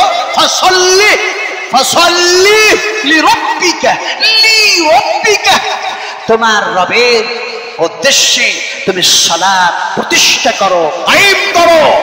যে সালাত শুরু হলো তোমার এমনি করে বাইতুল আকসায়, যেখানে ইমামতি করলে, আর এই মাকাম পর্যন্ত আমি নিয়ে আসলাম, সেই সালাত যেন তুমি প্রতিষ্ঠা করো, কায়েম করো। আর কি করো? কুরবানি দাও। আমি আল্লাহ তোমাকে কাউসার দান করব। আর তোমার ব্যাপারে পৃথিবীর যারা তোমার শত্রু, আমার দুশমন, যারা তোমাকে এরকম কথা বলতেছে, তোমার ব্যাপারে আজে বাজে কথা বলতেছে, আমি আল্লাহ বলছি তারাই সেই সমস্ত লোক তুমি তা থেকে পাক, তুমি তা থেকে পবিত্র। এ সূরা নাযিল হওয়ার যেন সানি নজরুল যদি বয়ান করতে যায় অনেক লম্বা হয়ে যাবে। কথা বলতেছিলাম আল্লাহ রাসূলের যে সন্তান সন্ততি ছিল তার মধ্যে দেখা যায় ইব্রাহিম ইত্যাদি ইত্যাদি যা নাম ছিল, রাসূলের সন্তানের মধ্যে সব সন্তানগুলি গত হয়েছিলেন। যিনি জীবিত ছিলেন তিনার নাম কি ছিল বলুন দেখি, বলেন কে ছিল? হযরতে ফাতেমা রাদিয়াল্লাহু তাআলা আনহা। জোরে বলুন সুবহানাল্লাহ। আরে রাসূল আকরাম সাল্লাল্লাহু আলাইহি ওয়াসাল্লাম এখন দেখা যায় নবীর সন্তানগুলি একের পর এক গত হয়ে গিয়েছিল বলে দেখা যায় তারা বলেছিল এ যদি নবী হয়, এ যদি আল্লাহর কাছ পর্যন্ত পৌঁছে যায়, এক আল্লাহর সঙ্গে যদি কথা বলে আসে, এরকম ভাবে যদি বিরাজ করে, এমনি করে যদি সিদরাতুল মুনতাহায় চলে যায় ইত্যাদি ইত্যাদি, তাহলে এ নবীর সন্তান কেন থাকে না, মারা কেন যায়? তাহলে এ নবী হচ্ছে রব কাটা, এ হচ্ছে যেন রব কাটা, এ যেন সেরা কাটা, নানা কিছু অপবাদ, নানা কিছু ইলজাম, নানা কিছু তহমত, নানা কিছু বহুতান রাসূলের উপরে লাগিয়েছিল। যার কারণে আল্লাহ পাক আল্লাহ সুবহানাহু ওয়া তাআলা নবীকে সান্ত্বনা দিলেন, ও নবী তোমাকে তো সেই মাকাম পর্যন্ত পৌঁছে দিয়েছি। আলাম নাশরাহ লাকা সাদরাক ওয়া ওয়াদা'না আনকা বিদরাকাল্লাযী আনকাদা যহরাক ওয়া রাফa'না লাকা যিকরাক। সুবহানাল্লাহ। ওয়া রাফa'না লাকা যিকরাক। আমি আল্লাহ আমার নামের সাথে সাথে তোমার নামটাকে ঘোষণা করে রেখে দিলাম। সুবহানাল্লাহ। পৃথিবীতে এমন কেউ নাই যে শুধু আল্লাহর নাম নেই আর নবীর নাম নেই না। নামাজের মধ্যে শুধু কি আল্লাহর নাম নেন না নবীরও নাম নেন? যদি আল্লাহর নাম নেন আর যদি নবীর নামটা না নেন, নামাজ সালাত আনকমপ্লিট হয়ে যাবে, কমপ্লিট হবে না। আনকমপ্লিট কেমন করে বুঝাবো? আপনি যখনই তাসাহুদে বসলেন, বসে যেন বলছেন তাহিয়াতু লিল্লাহি ওয়াস সালাওয়াতু ওয়াত তাইয়্যিবাতু আসসালামু আলাইকা আইয়ুহান নবী, নাম নিলেন কার? সুবহানাল্লাহ সুবহানাল্লাহ। ওয়া রাফa'না লাকা যিকরাক। এমন সময় দেখা যায় আইয়ুহান নবী, সেখানে নবীর নাম না হলো, তারপরে আপনি বলছেন আশহাদু আল্লা ইলাহা ইল্লাল্লাহ, আল্লাহকে সাক্ষী করে আবার বলছেন আশহাদু আন্না মুহাম্মাদান আবদুহু ওয়া রাসূলুহু, আবার তার থেকে আবার নবীর নাম নিলেন, তারপরেও সালাত শেষ করতে পারছেন না। তারপরে রাসূল আকরাম সাল্লাল্লাহু আলাইহি সাল্লামের উপরে দরুদ পাঠ করলেন। কি দরুদ পড়েন? আমরা কি দরুদ পড়ি? আল্লাহুম্মা, একবার সবাই বলি আল্লাহুম্মা সাল্লি আলা মুহাম্মাদিন ওয়া আলা আলি মুহাম্মাদ কামা সাল্লাইতা আলা ইব্রাহিম ওয়া আলা আলি ইব্রাহিম ইন্নাকা হামিদুম মাজিদ। আল্লাহুম্মা বারিক আলা মুহাম্মাদিন ওয়া আলি মুহাম্মাদ কামা বারাকতা আলা ইব্রাহিম ওয়া আলা আলি ইব্রাহিম ইন্নাকা হামিদুম মাজিদ। সালাতের মধ্যে এই দরুদ পাঠ করলাম। সাহাবীদের মধ্যে একজন জিজ্ঞেস করলেন, ইয়া রাসূলুল্লাহ, ইয়া হাবিবাল্লাহ, নবীজি আপনি বলেন এইখানে আপনার উপরে দরুদ পাঠ করতে বলা হয়েছে, আল্লাহ পাক বলছেন আমার নবীর উপরে তোমরা দরুদ পাঠ করো, কিন্তু ইব্রাহিম আলাইহিস সালামকে যুক্ত কেন করা হলো? আপনার দরুদের সাথে ইব্রাহিম আলাইহিস সালামকে কেন যুক্ত করা হলো? কোন সাহাবীর মনের মধ্যে যখন এরকম প্রশ্ন জাগলো, রাসূল আকরাম সাল্লাল্লাহু আলাইহি ওয়াসাল্লাম বলছেন, ও আমার সাহাবীরা একটু কাছে আসো, একটু কাছে আসো। সাহাবীরা ছিলেন একটু দূরে বসে, রাসূলের আরো কাছে এসে বসলেন। সুবহানাল্লাহ, আরো দূরে সুবহানাল্লাহ। নবীর পাশে যখন এসে বসলেন, আল্লাহর হাবিব বললেন, শোনো শোনো, আমি মুহাম্মদ সাল্লাল্লাহু আলাইহি সাল্লামের জন্য আমাদের জাতিপিতা ইব্রাহিম আলাইহিস সালাতু সালাম যেন আল্লাহর কাছে দরখাস্ত করেছিলেন, হে আল্লাহ, আমি ইব্রাহিমের পরে যেন দেখা যায় ইসমাইল, এমনি করে যেন দেখা যায় ইসহাক, এমনি করে দেখা যায় যাকে তুমি আলা থেকে আলা মাকামে নিয়ে যাবে, যাকে তুমি কোরআন দান করবে, যাকে সাইয়্যিদুল মুরসালিন বানাবে, নবীদের সরদার বানাবে, তাকে যেন এমনি করে আমারই যেন এমনি করে এই থেকে বানানো হয়। তার মানে ইব্রাহিম নবী জানতেন, আল্লাহ পাক থেকে জানিয়ে দিয়েছিলেন, দরখাস্ত করলেন, কোরআনের মধ্যে সেই আয়াতগুলি শব্দগুলি এসছে, কথা বলতেছিলাম। এখন দেখা যায় বিশ্বনবী বললেন যে ইব্রাহিম আলাইহিস সালাতু সালাম যদি এরকম আমার শানে আল্লাহর কাছে দরখাস্ত করেন, তাহলে আমি কেন ইব্রাহিম আলাইহিস সালাতু সালামকে আমার যেন দরুদের সঙ্গে শামিল করে নেব না? যার কারণে সালাতের মধ্যে দরুদ ইব্রাহিম যেন নাম রাখা হয়েছে। নামটা কি দেওয়া হয়েছে? দরুদে। একটু জোরে বলুন, জোরে বল। সত্য কথা বলতে ভয় পাচ্ছেন কিনা? জাল হক ওয়াজাহাকাল বাতিল ইন্নাল বাতিলা কানা যাহুকা। সত্য আসে মিথ্যাগুলিকে মিটিয়ে দেওয়ার জন্য, সত্য আসে প্রতিষ্ঠা হওয়ার জন্য, মিথ্যা যেন আসে মিটে যাওয়ার জন্য, শেষ হয়ে যাওয়ার জন্য। আমরা যখন দরুদ পড়ি নামাজের মধ্যে, সেই দরুদের নাম আর একটু জোরে বলতে হবে, দরুদ ইব্রাহিম। ইব্রাহিম আলাইহিস সালাতু সালাম তিনি কোরবানি দিয়েছিলেন না দেন নাই? ইসমাইলকে জবা করতে গেছিলেন না যান নাই? আর বিশ্বনবী মুহাম্মদ সাল্লাল্লাহু আলাইহি সাল্লামকে উজ্জাবিউল্লাহ বলা হয় কারণ ইব্রাহিম আলাইহিস সালাতু সালাম, বিশ্বনবী মুহাম্মদ সাল্লাল্লাহু আলাইহি সাল্লামকে কেন এরকম বলা হয়? যে মুহাম্মদ সাল্লাল্লাহু আলাইহি সাল্লামের পিতাকেও জবাই করতে নিয়ে যাওয়া হয়েছিল। হয়েছিল না হয় নাই? হয়েছিল না হয় নাই? আমি সেই আব্দুল্লাহ, বিশ্বনবীর পিতার সেই আব্দুল্লাহর কথা আমি এখানে আর উল্লেখ করতে পারলাম না। শুধু আমি বলতে চাইলাম আজকাল বক্তৃতার চারিদিক থেকে ওদিক থেকে যা কিছু আমি ডান বাম দিক থেকে আলোচনা করলাম, বুঝতে চেয়েছি আমার নবীর চাইতে সম্মান আর কাউরে হতে। একটু জোরে বললেন না, আরো জোরে বলতে হবে। ইন্নাকা লাআলা খুলুকিন আযীম। জোরে বল সুবহানাল্লাহ, আরো জোরে সুবহানাল্লাহ। কথা বলতেছিলাম, বলতে বলতে বলতে বলতে আমার টাইম শেষ হয়ে এসেছে। 10টা অতিক্রম করেছে ঘড়ির কাঁটা। কিন্তু বিশ্বনবী মুহাম্মদ সাল্লাল্লাহু আলাইহি ওয়াসাল্লামের কথা কি এইখানে শেষ হয়? আল্লাহর কথা কি এইখানে শেষ হয়? আমি এইখানেই বলেছিলাম এমন সাবজেক্ট, 3টি সাবজেক্ট, এমন 3টি পয়েন্ট আছে। একটি পয়েন্টের নাম হচ্ছে আল্লাহ, আর একটি পয়েন্টের নাম হচ্ছে বিশ্বনবী মুহাম্মদ সাল্লাল্লাহু আলাইহি ওয়াসাল্লাম, আর একটি পয়েন্টের নাম হচ্ছে কোরআন। একটি সাবজেক্টের নাম হচ্ছে আল্লাহ, একটি সাবজেক্টের নাম হচ্ছে কোরআনুল কারীম, একটি সাবজেক্টের নাম হচ্ছে মুহাম্মদ রাসূলুল্লাহ সাল্লাল্লাহু আলাইহি ওয়াসাল্লাম। যে কোনো একটি সাবজেক্টের উপরে যদি আলোচনা করা যায়, যদি নবী সাবজেক্টের উপরে আলোচনা করা যায়, মুহাম্মদ সাল্লাল্লাহু আলাইহি ওয়াসাল্লামের উপরে যদি আলোচনা করা যায়, তাহলে আলোচনা করতে করতে করতে করতে করতে করতে ইয়াউমাল কিয়ামা হয়ে যাবে। আমার নবীর আলোচনা ইনকমপ্লিট থেকে যাবে। সুবহানাল্লাহ পড়তে পারলেন না? এত বখিল মানুষ হলে হয়? সুবহানাল্লাহ পড়তে মনে হচ্ছে পয়সা লাগছে। আয় আয় আয়, একটু জোরে বল সুবহানাল্লাহ।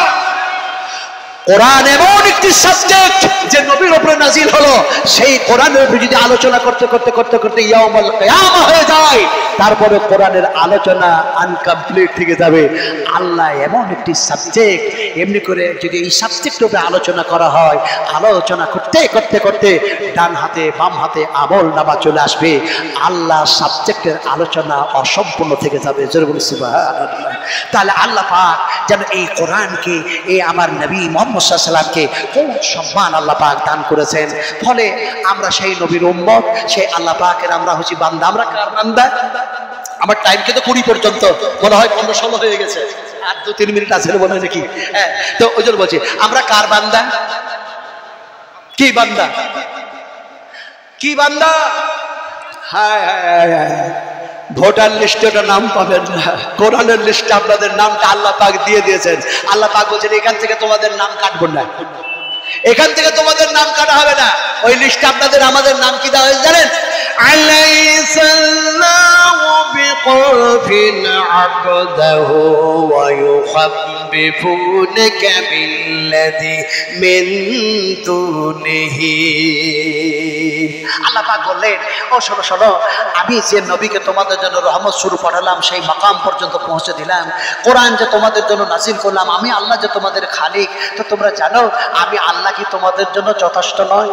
আব মানে হচ্ছে বান্দা। আলাইসাল্লাহু বিকাফিন আবদাহু, কাফিন মানে হচ্ছে আমি কি পরিপূর্ণ নয় আমার বান্দাদের জন্য? হে আমার বান্দারা, আমি আল্লাহ কি তোমাদের জন্য পরিপূর্ণ নয়? আমি আল্লাহ যদি তোমাদের জন্য পরিপূর্ণ, নিশ্চয়ই আমি আল্লাহ পরিপূর্ণ, তোমরা আমারই বান্দা। এই লিস্ট থেকে তোমাদের নাম আমি কেটে দেব না। কিন্তু মিন দুনিহি, মিন দুনিহি, মিন দুনিহি, তোমরা যদি আমাকে বাদ দিয়ে দাও, আমার নবীকে বাদ দিয়ে দাও, আমার কোরআন ছাড়া জীবন চালাও, তাহলে তোমাদের লিস্ট থেকে নাম কেটে দিব। যে লিস্টে জান্নাতের লিস্টে নাম আছে ওই জান্নাতে যেতে পারবো না। আমরা জান্নাতে যেতে চাই না জাহান্নামে যেতে চাই? কোথায় যেতে চাই? হাত উঠাইয়া দিলাম। আর একবার হাত উঠাতে কষ্ট হচ্ছে, জান্নাতে যাওয়ার জন্য কষ্ট হচ্ছে, হাত উঠাইয়া দেন। কেউ না দেখুক, আমার আল্লাহর চেয়ে ভালো কেউ দেখতে পাই না। যেন বলছে বলে আমরা জান্নাতে যেতে চাই, যেতে চাই বলুন ইনশাআল্লাহ। ইনশাআল্লাহ পড়ে না মানুষ, শুধু বলছে লড়াই লড়াই লড়াই চাই, ভোট করে বাঁচতে চাই। একটু জোরে বলুন ইনশাআল্লাহ। আমরা কি জান্নাতে যেতে চাই বলুন ইনশাআল্লাহ। আরো জোরে বলুন ইনশাআল্লাহ। আল্লাহ পাক বলছেন যখন ইনশাআল্লাহ পড়লে আমার উপরে ছেড়ে দিলে ভালো আমল করো। আর আমি আল্লাহ বলছি শোনো, তোমরা জান্নাতে যাবে ভালো আমলকারীরা। আল্লাহ পাক বলছেন উদখুলুহা উদখুলুহা উদখুলুহা বিসালামিন আমিন। উদখুলুহা প্রবেশ করো, প্রবেশ করো বেহেশতের মধ্যে, জান্নাতের মধ্যে। আর এমনি করে এই জায়গা হলো শান্তিময় জায়গা, আর এখানে হলো নিরাপত্তার নিরাপত্তা। কেউ তোমাদের উপরে জুলুম করবে না, অন্যায় হবে না, আর যেন কোনো খাতা থেকে নামটাও কাটা যাবে না। লা ইলাহা ইল্লাল্লাহ, জোরে সরে পড়েন লা ইলাহা। এখান থেকে আবার বক্তৃতার ইতি টানলাম। আপনারা আমার জন্য দোয়া করবেন, আপনাদের জন্য আমি দোয়া করব, কারণ আমি মুসাফির মানুষ। আল্লাহ পাক নিয়ে এসেছিলেন, রাসূল আকরাম সাল্লাল্লাহু আলাইহি ওয়াসাল্লাম বলেছেন মুসাফিরদের যথাযথ সম্মান করো, মুসাফিরদের সঙ্গে বেয়াদবি করো না। আমার রাসূল বলেছেন এমনি করে পিতা মাতার দোয়া কবুল হয়, তেমনি করে মজলুম মানুষের দোয়া কবুল হয়।